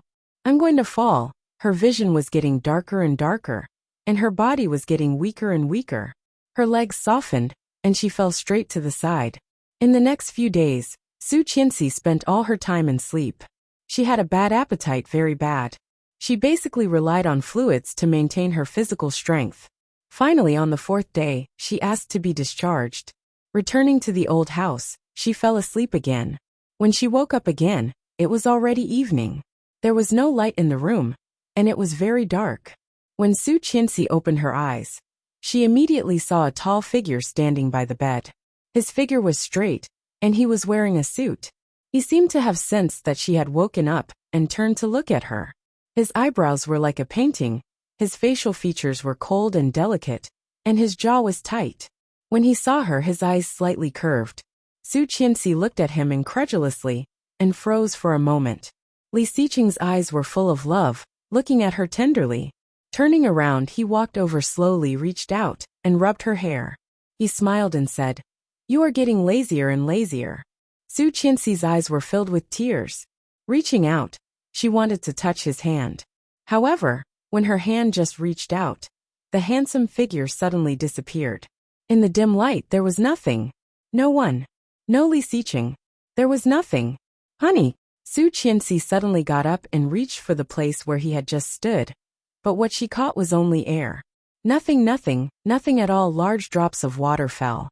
Su Qianxi hugged the quilt, hugged her knees, and curled up in the corner of the bed, crying loudly.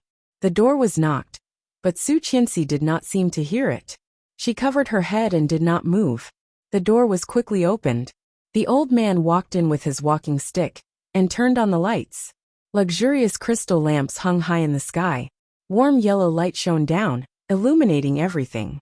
Old Master Li slowly walked up, moved the stool by the dressing table, and sat down by the bed. Su Qianxi finally came back to herself, took a tissue to wipe her tears, and called, "Grandpa." Old Master Li looked at her with heartache. His eyes were slightly wet. He nodded and asked kindly, "Shall we eat? Grandpa hasn't eaten yet. I'm getting old, and can't help being hungry." "I'm not hungry," she said with a hiccup. "How can I not be hungry? I didn't eat last night. I slept in the morning and noon. I have to eat a little." You're not hungry, but the child is.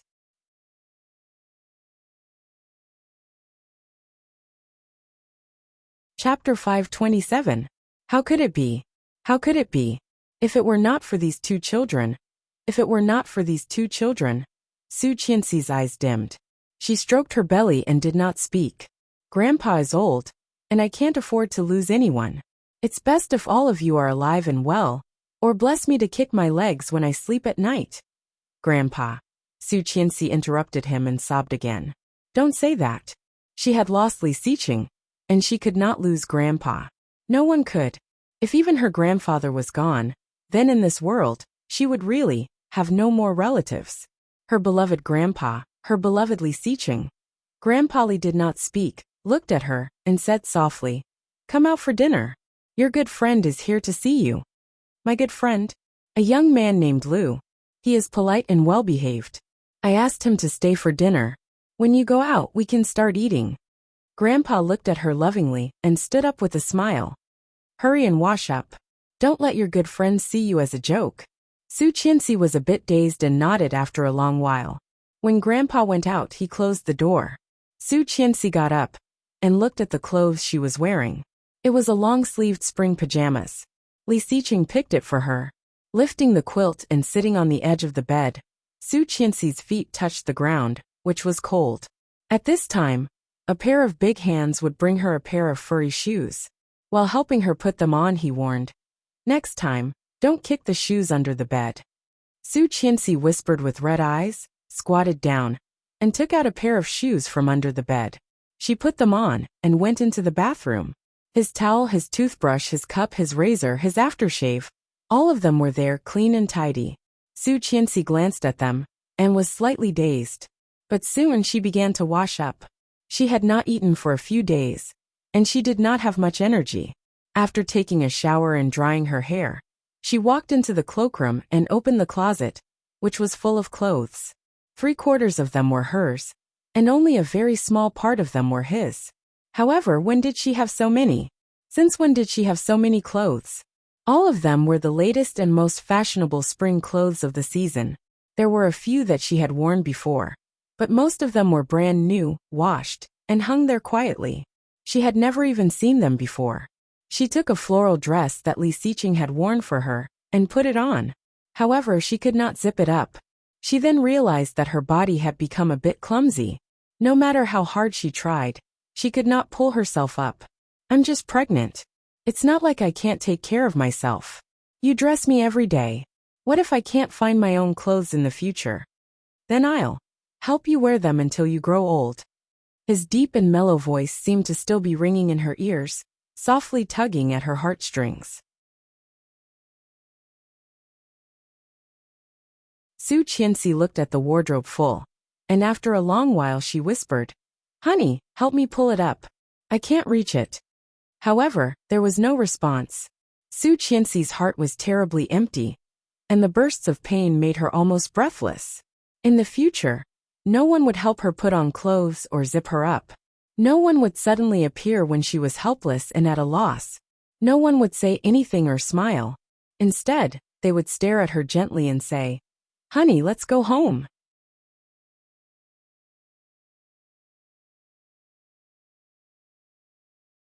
Chapter 528.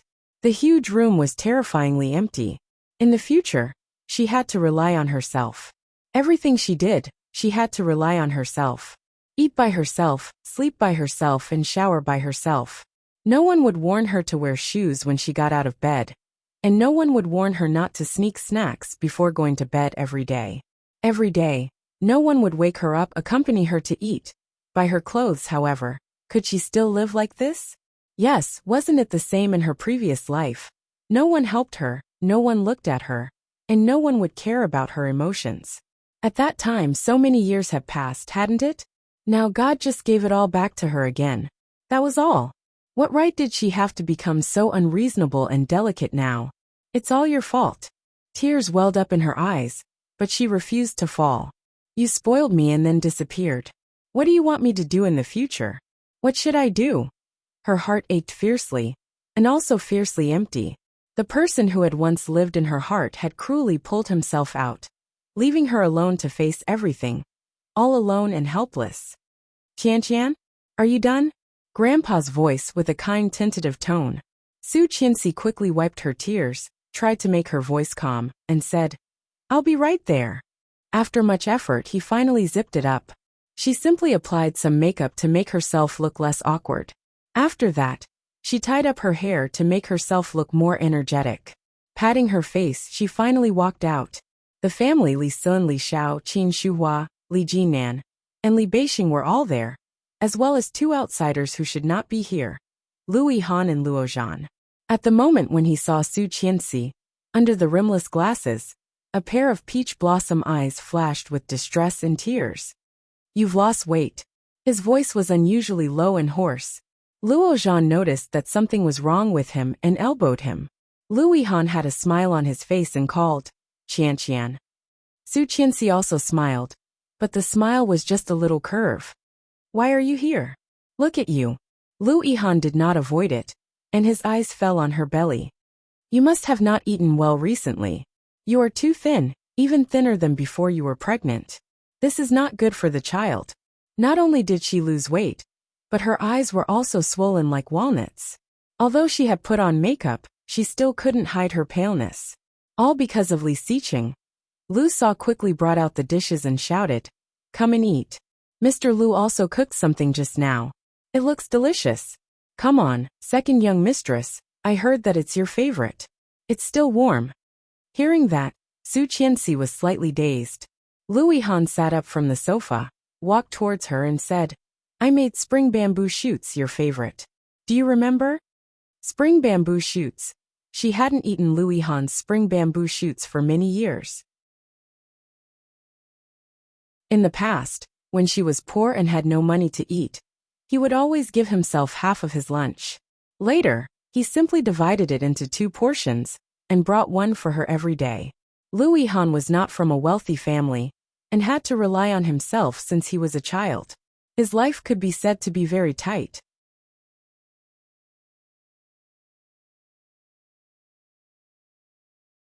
Chapter 529. Thinking of the past, Su Qianxi smiled and nodded. I like it now too. Lu Yihan's eyes were softer, but he did not linger on her. He said ambiguously, It seems that preferences will not change all of a sudden. Ahem. Luo Zhan coughed softly and said, Come on. I'm not an outsider, so I won't stand on ceremony. Uncle, auntie, big brother, third brother, let's eat together. Li Jinan smiled. Luo Zhan, I haven't seen you for 2 or 3 years, and you have become more shameless. Well, it is not the first time we have met. Why are you so polite? Luo Zhan's smile made the atmosphere a little more lively. Captain Li also smiled and waved at Su Qianxi. He pointed to the seat next to him and said, Qianqian, come and sit here. Su Qianxi took Lu Yihan to wash his hands and sat next to Captain Li. Lu Yihan naturally sat next to Luo Zhan. Today's dishes were dazzling. Many of the dishes were her favorites, but Lu Yihan cooked more than just a plate of bamboo shoots. There was also eggplant with garlic sauce, shredded pork with mushrooms, fish head tofu soup. A lot of them, all of which were her favorites. She knew at a glance that these were Lu Yihan's dishes, and they looked completely different from Lu Sa's. She took a sip of the soup, which was very fragrant. The soup was very fresh and white, delicious and sweet. Su Qianxi's eyes were filled with tears, but she quickly shrank them back. She picked up the chopsticks and picked up a piece of eggplant. Familiar taste, familiar craftsmanship. But obviously Lu Yihan's cooking was better than before. Delicious. Su Qianxi's voice was a little choked, but she soon smiled. Lu Yihan smiled, looking at her with satisfaction in his eyes. Everyone could see the subtle atmosphere, but no one pointed it out. Su Qianxi's appetite was surprisingly good today. She drank 2 bowls of soup and half a bowl of rice. Although he didn't eat much, it was much better than a few days ago. After dinner, Captain Li invited Lu Yihan to stay for tea. Su Qianxi sat on the sofa in the living room and listened to Lu Yihan talk about some strange adventures. Su Qianxi was not stupid. She could tell that half of it was true, but she still listened with great interest. In addition, Luo Zhan was rudely teasing her, making her laugh from time to time. Her mood suddenly became a lot better. Li Jinnan and Li Beixing looked at each other from afar and didn't say a word. Li Xiao and Qin Shuhua also saw it, and a sense of crisis rose in their hearts. They looked behind them at the old man who had made all this happen.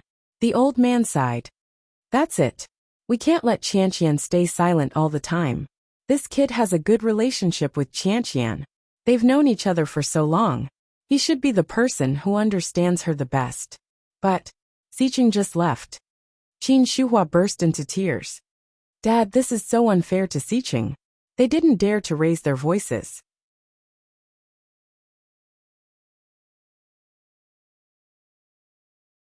They were standing a little far from the living room. Captain Li looked in the direction of Su Qianxi and Lu Yihan and sighed. His voice was a bit sad.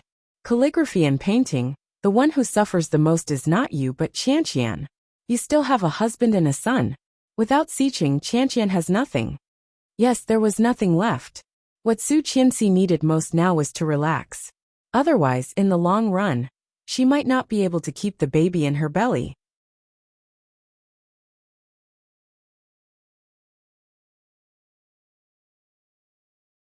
Chapter 530.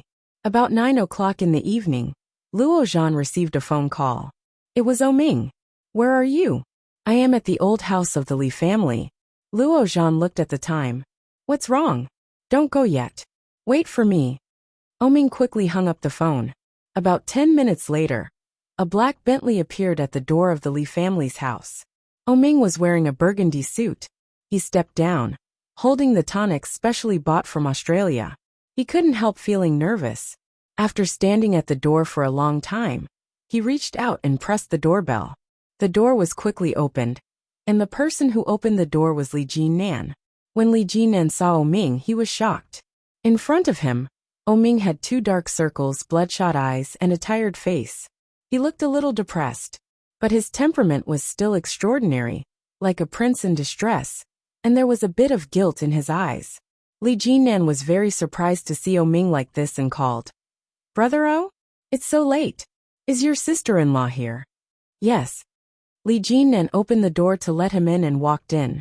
Almost at the same time, 3 pairs of eyes in the living room looked over. When Oming saw Su Qianxi, the guilt in his eyes was even more. He walked over and put the tonics on the coffee table. He called, Sister-in-law. Su Qianxi saw a lot of obviously valuable things, and her eyes fell on Oming. She saw that Oming suddenly took a step back and bowed deeply to Su Qianxi. Su Qianxi was shocked, immediately stood up and said, What are you doing? I'm sorry. Oming's voice was full of calmness, but at the same time, there was a strong sense of self-blame. I'm sorry. Luo Zhan and Lu Yihan looked at each other and did not speak. Li Jinnan was a little puzzled and asked, Why are you apologizing? Li Beixing stood tall and walked over, also puzzled. Oming did not get up, but the voice of guilt and self-blame quickly came out. That day, I called Li Xiqing to my place. Su Qianxi listened and pursed her lips. She thought of Li Xiqing's absent-minded look that day. He said, Something happened to Oming, and I have to go and see. However, after that he never came back. With tears in her eyes, she looked at him and did not speak. That day, if it weren't for me, sister-in-law wouldn't have been kidnapped by Tang Jinghao, and second brother wouldn't have been in trouble. Oming's voice was a little choked as he said this. I'm sorry. Luo Zhan's eyes reddened. He stood up and walked over to Oming. He put his hand on Oming's shoulder. Oming had grown up with Li Xiqing, Li Jinnan and Li Beixing, but because they were the same age, the 2 of them had been going to school since kindergarten. Oming and Li Xiqing had grown up together. Luo Zhan had only played with them in high school. These days, because of Li Xiqing, he had been sad for a long time. Even he was like that, let alone Oming. It was not hard to imagine that Li Xiqing's departure was also a big blow to Oming. In the past few days, Oming had visited Su Qianxi in the hospital several times, but she was unconscious. It turned out that Oming wanted to apologize to her in person.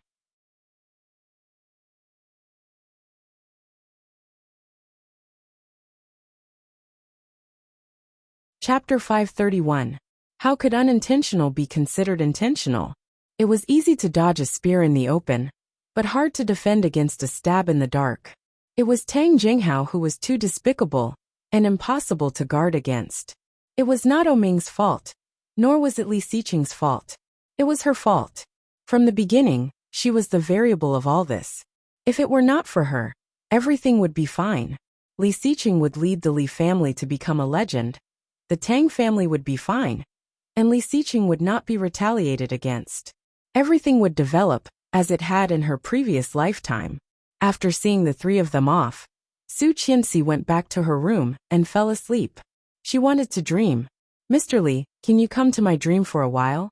I want to see you." Lying in bed, Su Qianxi felt exhausted. Li Xiqing's pale face seemed to appear in her mind. He was lying on the ground powerless. However, the pair of eyes that were looking at her were as vast as the stars in the sky, so beautiful that it was suffocating. "I love you forever. I love you forever." Life would only be perfect if there were countless regrets pieced together.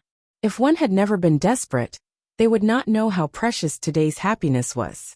This was the first time Su Qianxi had such a dream.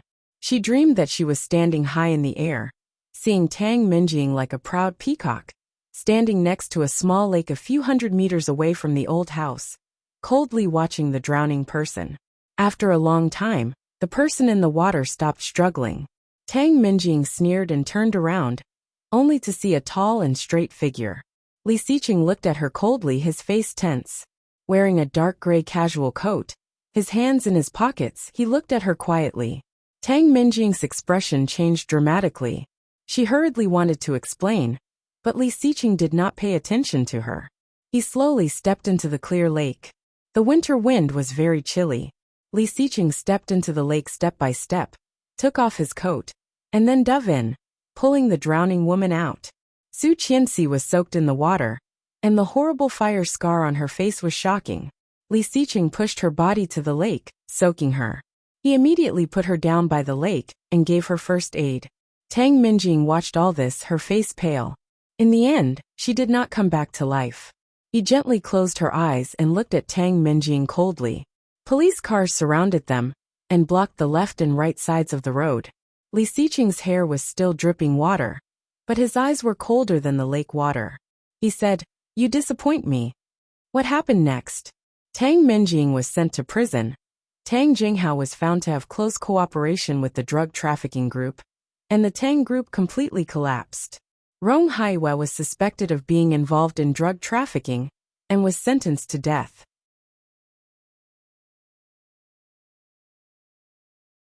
The real drug trafficker, Rong Anna, went away with Bo Xiao and continued to sing the song of crime. Li Xiqing, on the other hand, had never married until he was old. Many years later, Li Xiqing was interviewed on a show.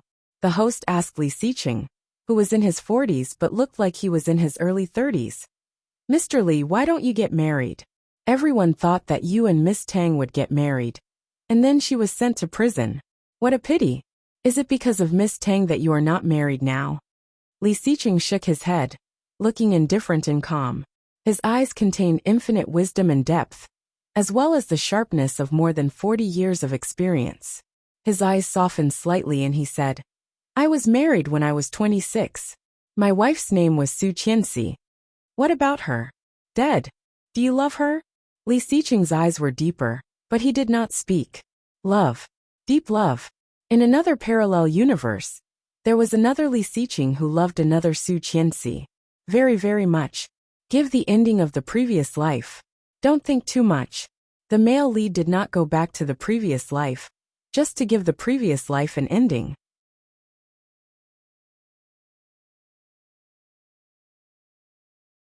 Chapter 532. Love. Deep love. In another parallel universe, there was another Li Xiqing who loved another Su Qianxi. Very, very much. The familiar ringtone woke Su Qianxi up from her sleep. When she opened her eyes, it was already dawn. The small alarm clock at the bedside showed 8 a.m. She picked up the phone and saw it was Chengyu. What did Chengyu want? Su Qianxi picked up the phone. "Hello, madam. I know you may be very sad now, but this matter can't be delayed. Can you come to the company at 2 o'clock in the afternoon?" The company? Li Xiqing's company. Yes, Li Siqing was gone, and there was no one to take care of his company. The Li Group must be in a mess now, and she actually forgot about this. Sitting up, Su Qianxi listened to her. Yes, since the news of boss's death came out, the stock market of the Li Group has plummeted to an unprecedented low in the past few days. The shareholders are anxious to hold a shareholders meeting and ask for a new president, but boss holds 55.3% of the shares. He is gone, and you are the first in line. I hope you can come to the company and attend the shareholders meeting at 2 o'clock in the afternoon. Is that okay? Cheng Yu did not expect that boss, such a powerful person, would be gone just like that. In the past few days, Cheng Yu was almost blind from crying. After working for boss for so many years, to be fair, Li Siqing not only valued her, but also treated her very well. Even when he was not married, Cheng Yu had a crush on him. After all, the man standing in the clouds was admired and looked up to by everyone.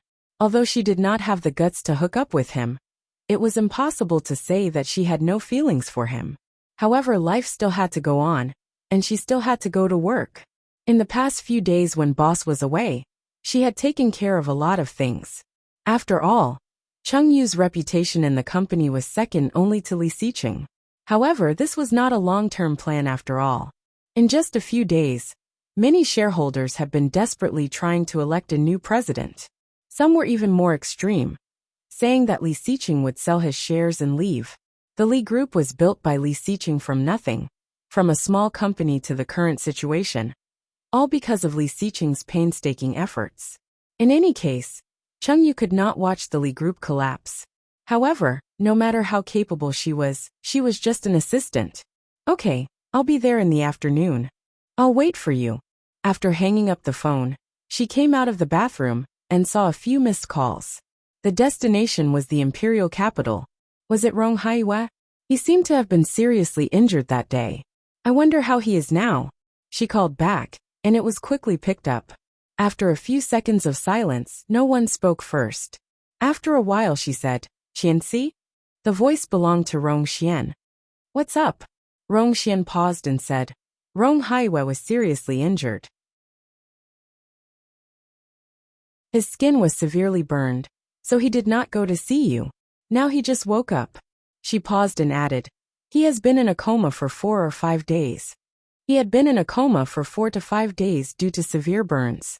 Although Su Qianxi did not have much affection for her biological father, hearing such words, she still felt a little uncomfortable. He wants to see you. Rong Xian's voice was low and sounded uncertain.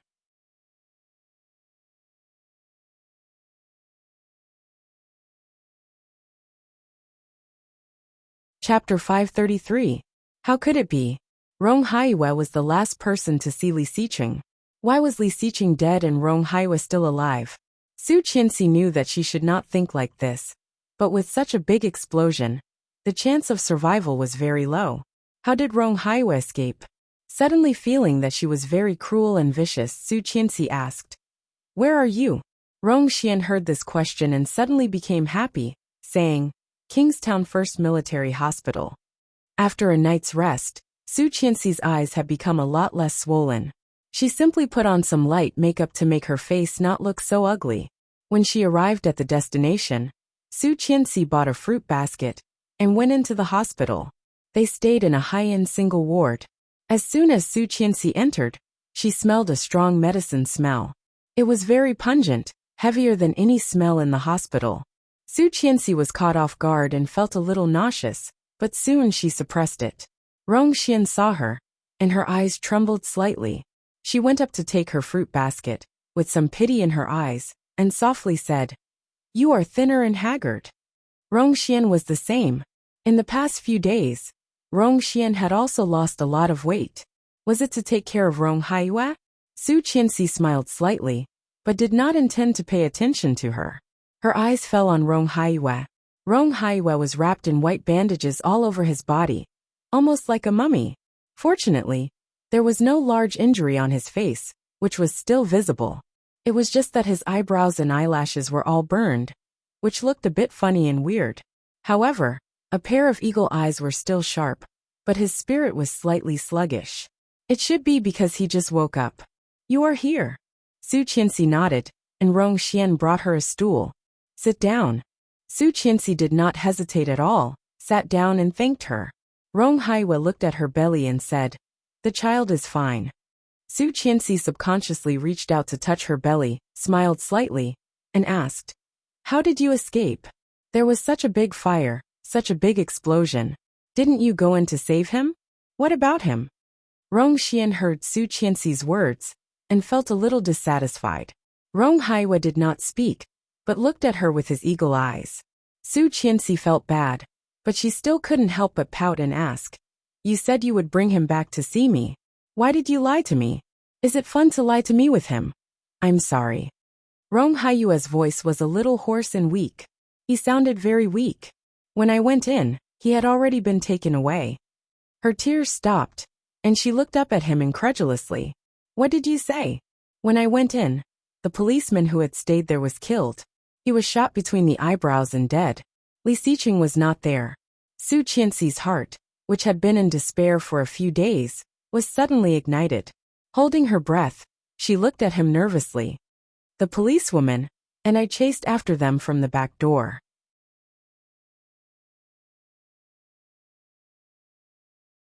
I was in front, and she was behind, but suddenly there was an explosion. We both flew out together, and then I don't know what happened. "You mean he did not die, and he was rescued?" She stood up excitedly and looked at him.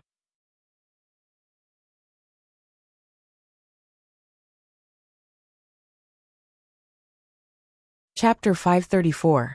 Su Qianxi heard this, and could not recover for a long time. Her tears flowed freely, and her brain was buzzing. Her head was echoing. "He is still alive. He is still alive. Is he really still alive?" After a long while, she smiled through her tears. "He is still alive. He is still alive. As long as he did not die in there, there was still hope for life. Bo Xiao still needed him to do things, so he would not die, right?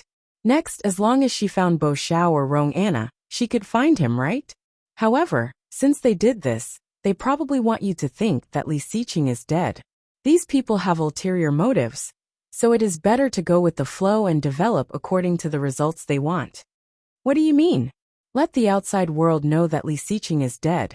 First let the enemy relax their vigilance, and then we secretly find him. This may have a greater chance of success." Su Qianxi heard Rong Haiyue's words and gritted her teeth. "Can I trust you?" Rong Haiyue was slightly dazed and looked at her. "Why do you ask?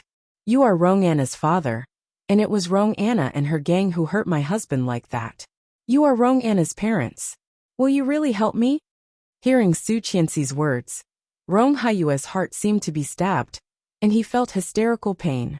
His eyes fell on Rong Xian, and his heart was very complicated. Although he knew Rong Anna's background, she was his daughter after all.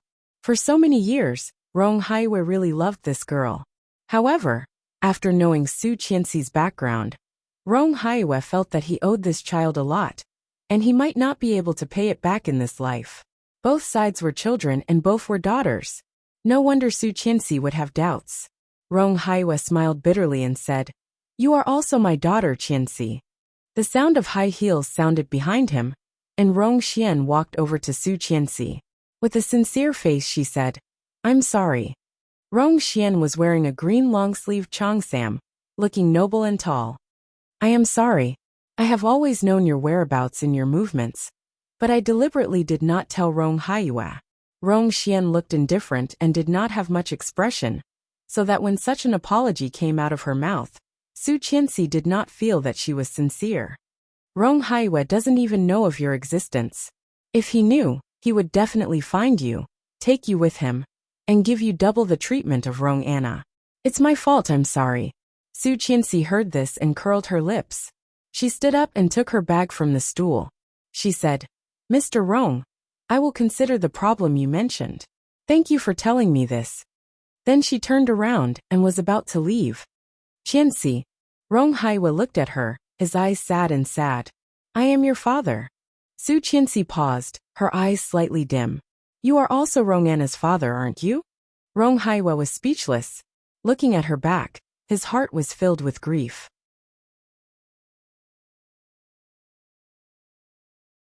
She is the daughter that you have raised for more than 20 years.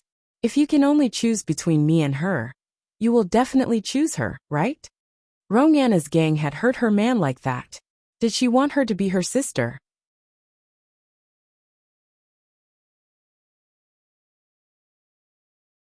Chapter 535. No, Rong Xian suddenly said. Su Qianxi stopped and did not look back. If I can only choose one, I will choose you. Rong Xian's voice was calm, with a hint of guilt. Rong Anna is a tool I deliberately used to retaliate against Rong Haiyue. But for you, you should know Su Han, right? Su Han, Su Qianxi's nominal mother. Of course she knew. Back then, Su Han was kidnapped and sold to the Sherwan Mountains. I was the one who saved her. She was married to an old man in his 70s and gave birth to a daughter. Not long after giving birth, she stopped our car that was about to go to the station in the wilderness. Rong Xian slowly walked up to Su Qianxi and looked at her. At that time, I represented the capital art troupe to teach in Sherwan Mountain. I was pregnant for more than 9 months and was about to give birth. I was going back to the capital to give birth the next day, but I met Su Han. Sherwan Mountain, the legendary place where Rong Xian's body was found. Su Han was a very poor woman. When she ran into us, she asked us to send her back to Kingstown and handed the child to me, telling me her identity and her background. That child is Rong Anna? No, that child was found by her father, but Su Han's body was left in the wilderness by him. At that time, I originally wanted to throw you away after you were born, but I couldn't bear to do that, so I decided to beat you at your own game. I made up your identity as Su Han's daughter, and I was the one who gave you your name. Rong Xian suddenly curled her lips and looked at Su Qianxi's face. You really look like me, Qianxi. Su Qianxi looked at her, frowned deeply and did not speak. Later, I accidentally saved the old leader of the Li family. The Rong family and the Li family have always had an inexplicable hostile relationship. So if I wanted revenge, I would do it thoroughly. I used my own life to threaten Li Sun to let his best grandson marry my daughter. I told him that my name was Su Han, and my daughter was Su Qianxi. I was the sister of Su Zhenghua in Kingstown. Su Zhenghua checked my DNA and knew that I was not his sister's daughter. No one will abandon the Li family. Su Zhenghua is not stupid. Didn't he get you back? I even let you be a rich young lady for 2 years. Have you forgotten? Su Qianxi pursed her lips and looked at Rong Xian, feeling a bit cold. This woman was too scary. There was no big expression on Rong Xian's face. Looking at Su Qianxi, her eyes were full of pity and compassion. I hated your father at that time very, very much.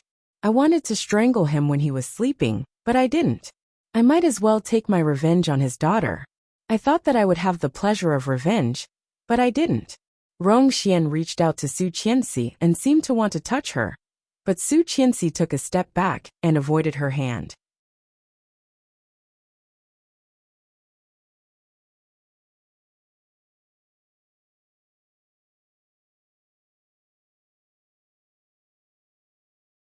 Chapter 536.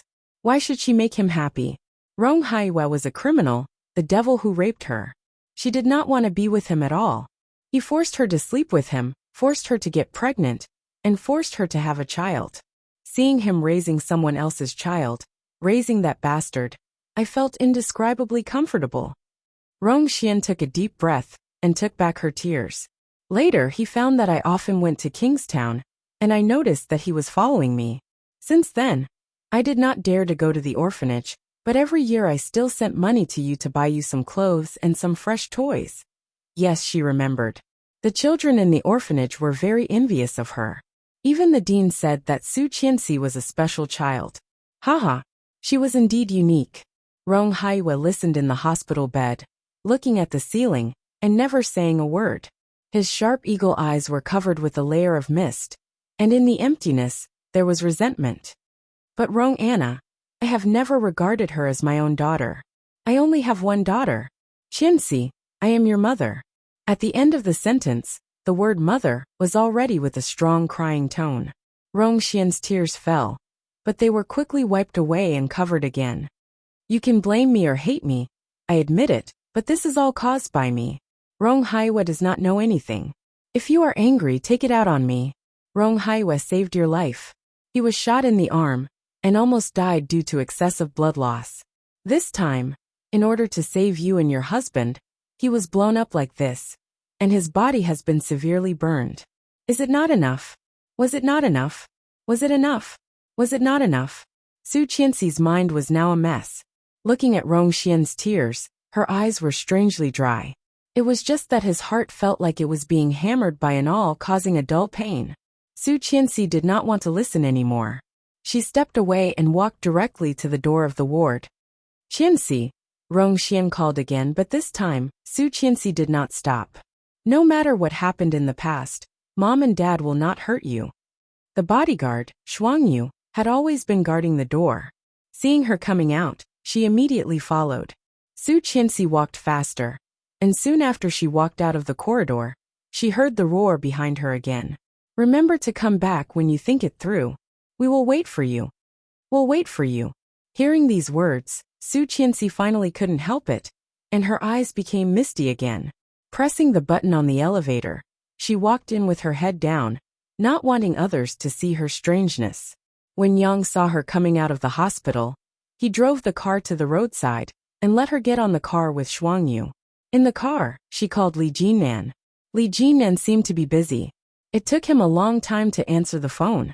When he picked it up, he was a little out of breath. Hello, second sister-in-law. Uncle, are you busy? I'm fighting against Big Brother. Phew, I haven't trained in a long time. Are you free in the afternoon? Come to the company. The shareholders' meeting will be held at 2 o'clock in the afternoon. Also, I have something important to tell you. Me? Second brother's company? Yes, I want you to take over the Li Group. Wow, that won't do. I've never tried doing business before. You can do it. Li Jinnan was very smart and capable.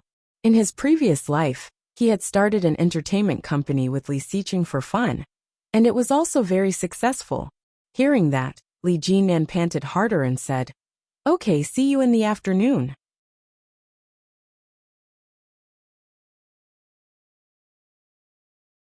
Chapter 537. Yes. Li Jinnan shouted. Brother, sister-in-law is looking for you. Li Beixing also came quickly, and his breath was obviously much calmer than Li Jinnan's. Sister-in-law, are you looking for me? Brother, you are right. If he is alive, I want to see him. If he is dead, I want to see his body. Li Beixing heard the words, raised an eyebrow, took a sip of mineral water, and waited for her to continue. I will tell you in the evening. Goodbye, brother. Li Beixing was speechless. Wasn't this a joke? After arousing his curiosity, she did not say anything. She was simply a hooligan. Li Beixing did not know whether to laugh or cry, but when he heard Su Qianxi's obviously relaxed tone, he also relaxed a lot. When she arrived at the company, Su Qianxi had already fixed her makeup. When she took the VIP elevator to the president's office on the top floor, it was exactly 12 o'clock at noon. Chengyu was very busy. Seeing that the VIP elevator actually stopped, she was shocked. And then there was anger on her face. Who was so bold and dared to go in the elevator for the boss? The elevator door opened, and Chengyu was about to lose her temper. After seeing Su Qianxi and Shuangyu, her anger suddenly disappeared. Madam, all the people in the secretary's office looked over and shouted in unison, Hello, madam. Just call me Su Qianxi. Su Qianxi smiled. Have you all eaten? If you haven't eaten yet, let's go eat together. I am also hungry. Everyone looked at each other in dismay. They were obviously overwhelmed by the unexpected favor. Chengyu looked at her watch and nodded. Okay, everyone go eat. The restaurant should be ready. Let the kitchen help me bring it up. I want. Assistant Cheng, come with us. I have something to tell you. Chengyu was a little surprised, glanced at the work progress in her hand and nodded. Okay, let's go. It was the first time that Su Qianxi came to the staff cafeteria of the Li Group. As soon as she entered, she was surrounded by a lot of people. Su Qianxi followed Chengyu to the CEO's private room and asked about Su Qianxi's hobbies. After telling the kitchen to make a few dishes, Chengyu turned around and sat down. Chengyu, if Li Xiqing is still alive. Chengyu heard the words. pursed her lips sadly, looked at her with some sympathy, and immediately changed the topic. How old is the child? Su Qianxi was dazed. 18 weeks. What's wrong? It's really twins. What a big belly. I'm so envious. Chengyu smiled. You can get 2 at once. It's amazing. Yes, he hopes it's a boy and a girl. A few days ago, the doctor told us that it's fraternal twins with 2 placentas. The placentas are a bit forward, but the babies are very healthy. She smiled. When he comes back, I guess he can really see 2 children, a boy and a girl. The boy looks like him, and the girl looks like me. Then life will be perfect. Su Qianxi was laughing, but Cheng was Cheng Xiqing. Xiqing you. Xiqing Cheng Cheng Qianxi Xiqing. Su, for Su for Su. She. Xiqing Xiqing she. Xiqing Su Xiqing Su is Li Xiqing and Su. I Su. She. I Li I and I. Li He I Cheng Li. 4.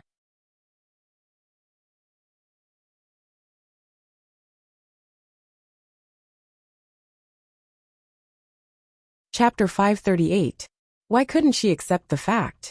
After such a big explosion, the chance of surviving was almost 0. Moreover, she heard that before the big explosion, he had been beaten to multiple fractures, and it was impossible for him to escape. In that case, how could he still be alive? How is it possible? Chengyu's heart was sour, and her sympathy for Su Qianxi surged uncontrollably. She was still so young, and she was still pregnant with 2 children. How could she live in the future? Was she going to be a widow like this? She was only 21 years old. The age of a flower, the age of a flower. Thinking of this, Chengyu cried even louder and said, Madam, accept the reality. He will not come back. He is dead. In that case, even if he was not killed by the explosion, he would be burned to death. Chengyu. Su Qianxi's voice was a bit annoyed, and her beautiful eyes were filled with unspeakable anger. Don't curse him. He is not dead. Didn't you find the body? If he is alive, I want to see him. If he is dead, I want to see his body. Moreover, Rong Haiyue saw with his own eyes that Li Xiqing was rescued. Didn't he? Li Xiqing was not inside, and even Rong Haiyue escaped. What reason did Li Xiqing have to die? Rong Haiyue's words in the hospital suddenly echoed in her mind. These people have ulterior motives.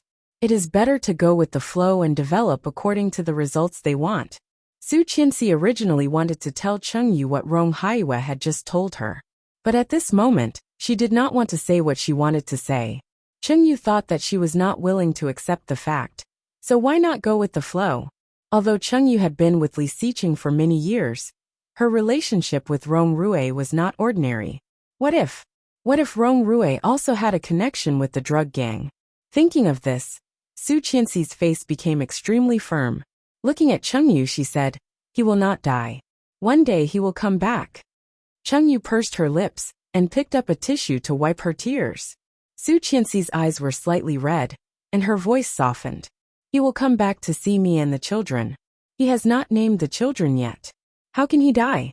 He will not die. When the dishes were served, the chef heard Su Qianxi's words. As a man, he couldn't help feeling sad. Putting down the food, he opened the door and went out. As soon as he returned to the kitchen, he told his colleagues about it. The thing that spreads the fastest in the world is not the source of fire, but the rumor. Within a few hours, almost everyone in the company knew that Su Qianxi was unwilling to accept the news of her husband's death. All of a sudden, she became a synonym for stubbornness and stubbornness. After the meal, Chengyu did not speak again. As soon as they went upstairs, Su Qianxi asked Li Xiqing to bring her all the urgent documents that needed to be dealt with. Su Qianxi sat in the seat where Li Xiqing usually sat, and quickly read the documents. However, as he stared at the documents, he couldn't help but recall the time when he was sitting here. She looked at the small bed that she had been lying on. From this angle, she could see the small bed and the table. Mrs. Li, mind your image. There's no one else around. This position is comfortable. It seems like you want to try. Pervert. Thinking of the past, Su Qianxi smiled, got up, walked over, and closed the door. Then she focused on the things in her hand. Although she had not touched this kind of thing for more than a year, some simple and basic things were not difficult for her.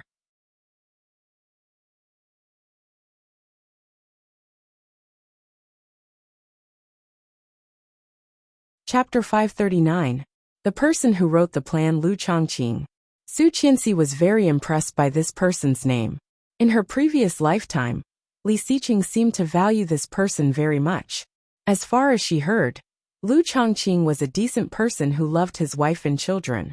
However, because he was too simple and honest, unwilling to curry favor with those in power, and did not know how to flatter others, his popularity in the company was very poor. He was also a veteran employee of the Li Group, but in the past 4 or 5 years, his position had not been promoted much. In her previous lifetime, because of a land development case, he was criticized and suppressed by the shareholders, but that plan was accepted by Li Xiqing, and he was promoted to project director. The whole project, under his strict supervision, achieved great success, and became an important push to push the Li Group to a new peak. This person, now, she dialed the internal line, and called a secretary in. The secretary saw that Su Qianxi was looking at the material seriously, and she felt a little disdainful. Even though he tried his best to hide it, he still couldn't hide it from his eyes. Su Qianxi understood her thoughts very well, and did not mind directly asking her about Lu Chongqing. Sure enough, it was not much different from what she remembered. His position was the director of the development department. Help me call him in. Okay. The secretary closed the door and went out. Soon, a man who looked a little fat came in. He seemed to be in his early 30s and looked honest. When he saw Su Qianxi, his eyes were full of amazement and unconcealed uneasiness. Madam, what can I do for you? Lu Chongqing's face was a little red, and he lowered his head, not daring to look at her. Did you write this proposal? Su Qianxi put the proposal on the table and asked. Lu Chongqing came forward, turned a few pages, and nodded with a red face. There are so many pieces of land in the Xiangxia new town, but you chose this one. This land is not only occupied by a large number of people who refuse to move, but also because of the European style. The price has been artificially high. Why do you think of bidding for this piece of land? Lu Chongqing heard this question, and was a little nervous. He scratched his head and stuttered. It's okay. I'm very interested in your project. Tell me what you think. Lu Chongqing blushed and muttered. I think this may be an opportunity. The European-style entertainment club is here, but because of land restrictions, there are many things in it that are not perfect. I think we can. Perhaps because Su Qianxi was staring at him. Lu Chongqing's voice was not very fluent. Su Qianxi looked down at the other files in her hand and listened. Sure enough, after Lu Chongqing noticed that she was no longer staring at him, his voice became smoother and faster. In the end, Lu Chongqing was still a little excited. His voice became louder and louder as he said, I think my plan is very feasible. According to the investigation and calculation, his voice was powerful and confident. It was completely different from when he first came in. After talking for about 10 minutes, Lu Chongqing excitedly put his hands on the edge of the desk and asked, What do you think? After listening to his words, she glanced at the time. It was already 1:50. There were still 10 minutes before the shareholders' meeting.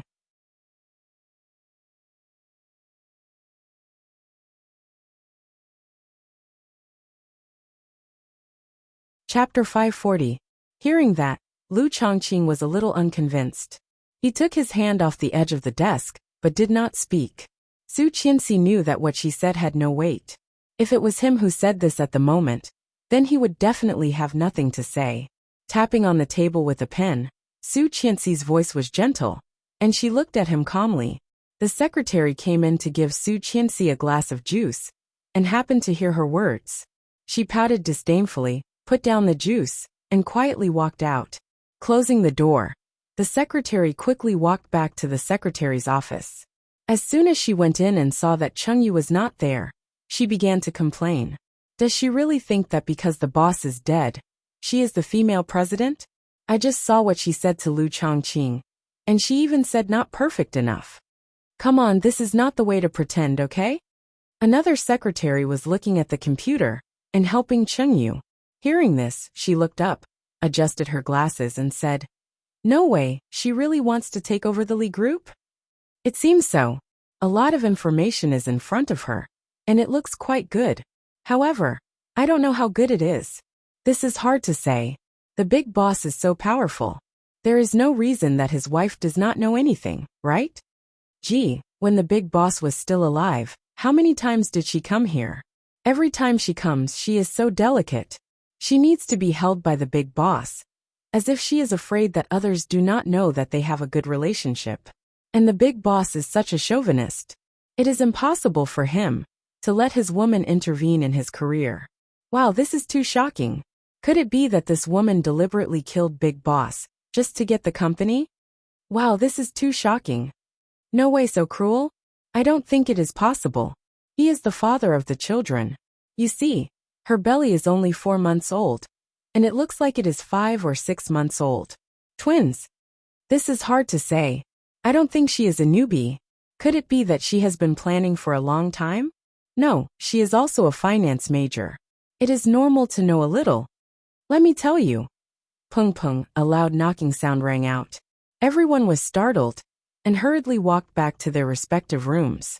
Chengyu stood at the door with a sullen face and flew into a rage. You have nothing to do, right? You have so much time to gossip behind other people's backs. Looks like your work schedule is too little. Everyone shrunk their necks, not daring to speak. She angrily assigned the work and quickly left in her high heels. The secretaries looked at each other and stuck out their tongues. Someone said, "I'll go and see how she's doing." Go. Remember to come back for gossip. All right. The secretary opened the door and walked out. Coincidentally, he bumped into Lu Chongqing, who was walking out with his development plan. The expression on his face was indescribably dignified.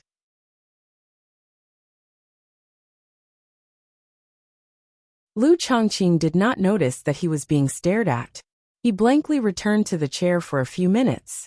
After digesting what Su Qianxi had just said, he suddenly smiled. No wonder you are Li Xiqing's wife. Amazing. The shareholders' meeting began on time. When Su Qianxi came in, everyone was already there.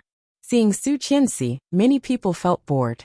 Li Jinan followed Su Qianxi in, looked around at the shareholders and raised an eyebrow.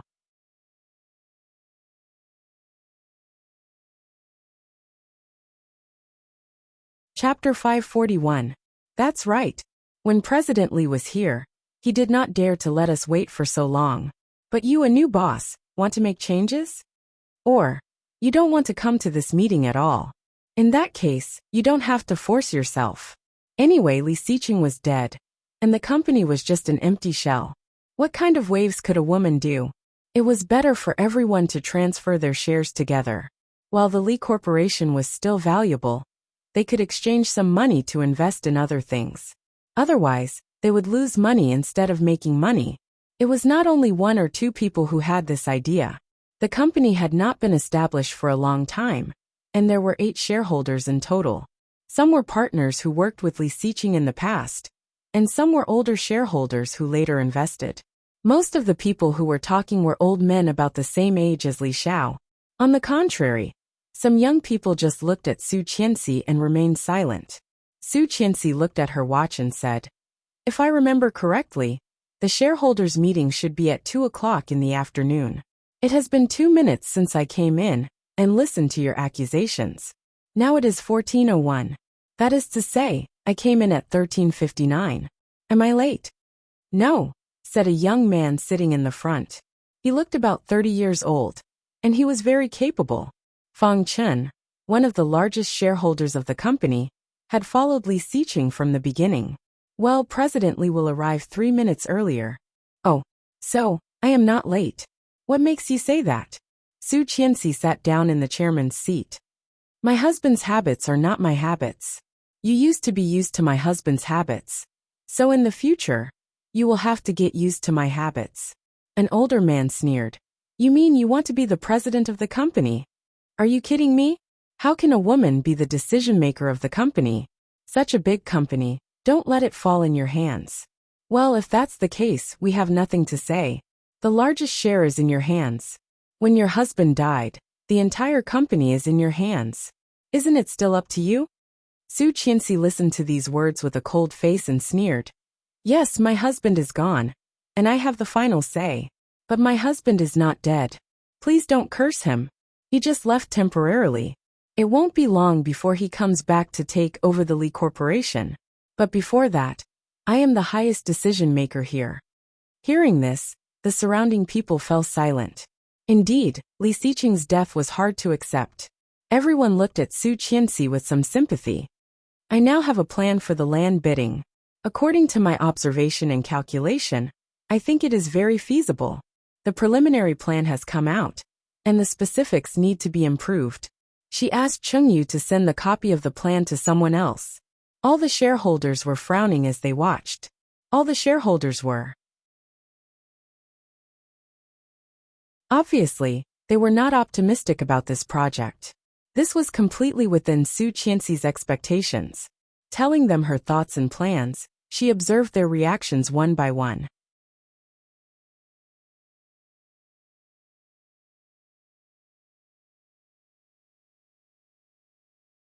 Chapter 542. Su Qianxi looked at him. She seemed to have seen this person before. When the Li Group was losing money, this person donated money and ran away. Later, he was caught and suffered from Li Xiqing's brutal revenge. He spent a lifetime in prison. She used to think that Li Xiqing was too tough. Now thinking about it, her original idea was ridiculous. Chengyu. Yes. How many shares does this gentleman have? 8, 9%. Who else wants me to buy back the shares? Chengyu stared at Su Qianxi. No way, she really wanted to buy back the shares? That would be a huge expense. Recently, the stock market of the Li Group had plummeted, and they had lost a lot of money. If these shares were bought back, it would cost so much money, the Li Group. Mrs. Li this.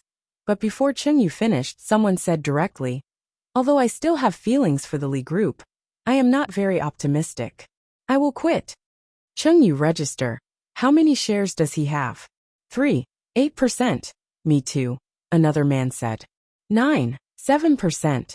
Su Qianxi looked at them and said, okay, then I will buy back your shares at the market price. But I hope you think about it clearly. In the future, whether the Li Group succeeds or fails, it has nothing to do with you anymore.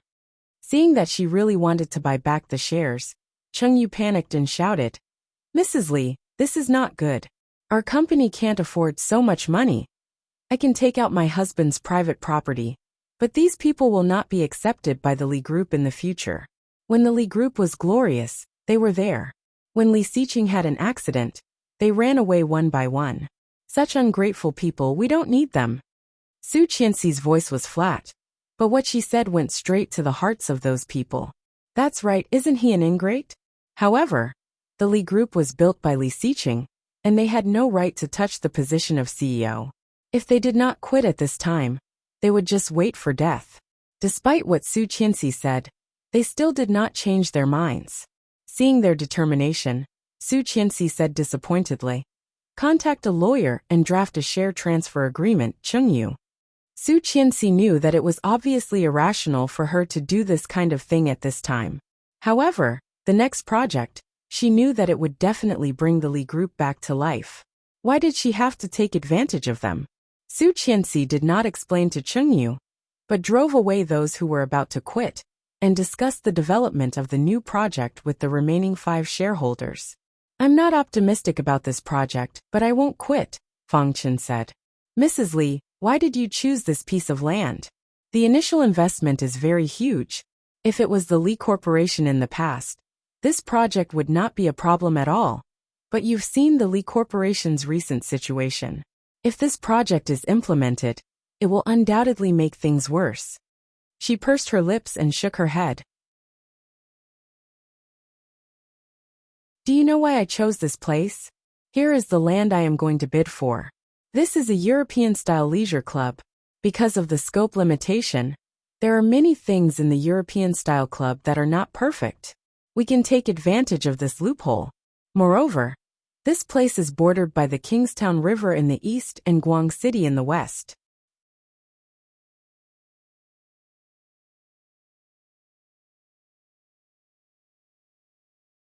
Chapter 543. His mouth was dry, and Cheng Yu handed him a glass of water and listened attentively. Li Jinan, who had never been in contact with the company, was confused. At the same time, he admired Su Qianxi. 3 days later, Su Qianxi asked Lu Chongqing to make a PowerPoint presentation of the complete plan.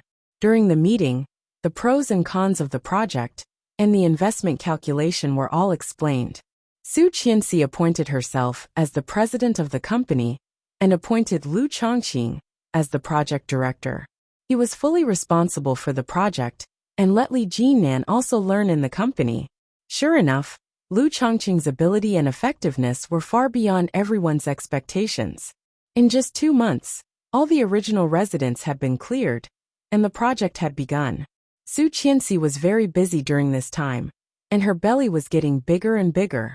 Pregnant with twins, Su Qianxi was already unable to walk when she was 8 months pregnant. She simply waited at home for delivery. Many things that Li Jinan or Cheng Yu could handle were handled on the spot. If they could not handle it, it would fall into Su Qianxi's hands. Su Qianxi used to work with Li Xiqing for a while, and she had the ability to predict many things that others did not have.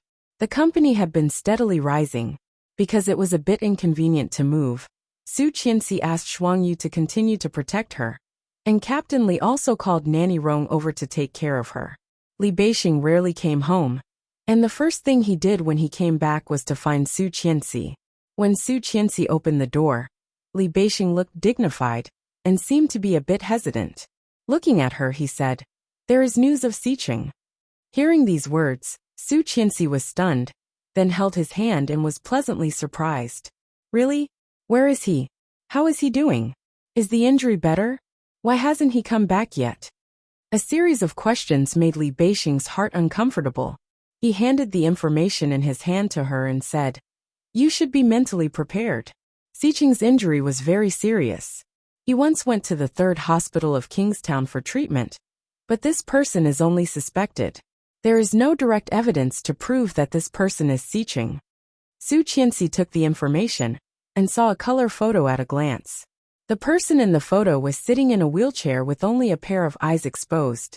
His body was wrapped in bandages, so his figure and face could not be seen clearly. The time when this person was admitted to the hospital coincided with the time when Xiqing disappeared. They seemed to be about the same age. However, at that time, he was treated as a nameless patient. A secret person had been paying for his medical expenses, but he never showed up. Su Qianxi looked at the photo for a long time. After staying in the hospital for more than a month, he was discharged on his own when his body was slightly better. Since he had already paid the medical fees, the hospital did not detain him. I ordered people to check the surrounding surveillance cameras, but they could not find any. It was as if he had disappeared into thin air. Her face became paler and paler. He placed his hand on his stomach and furrowed his brows. Li Beixing looked at her and continued, "I don't think it's Li Xiqing. If it's really him, he will come back by himself. So far, this is the only one that matches him. I am still investigating his background and whereabouts, but I am sure that Li Xiqing is still alive." Su Qianxi frowned, held the door frame and said, "Brother, my stomach hurts." That you're tuning in to the Li Mei's Wuxia Whispers YouTube channel. We're so grateful for your support, and don't forget to subscribe to join us on this incredible journey through captivating stories.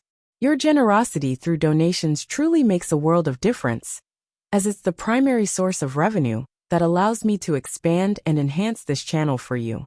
Thank you from the bottom of my heart for being a part of this adventure.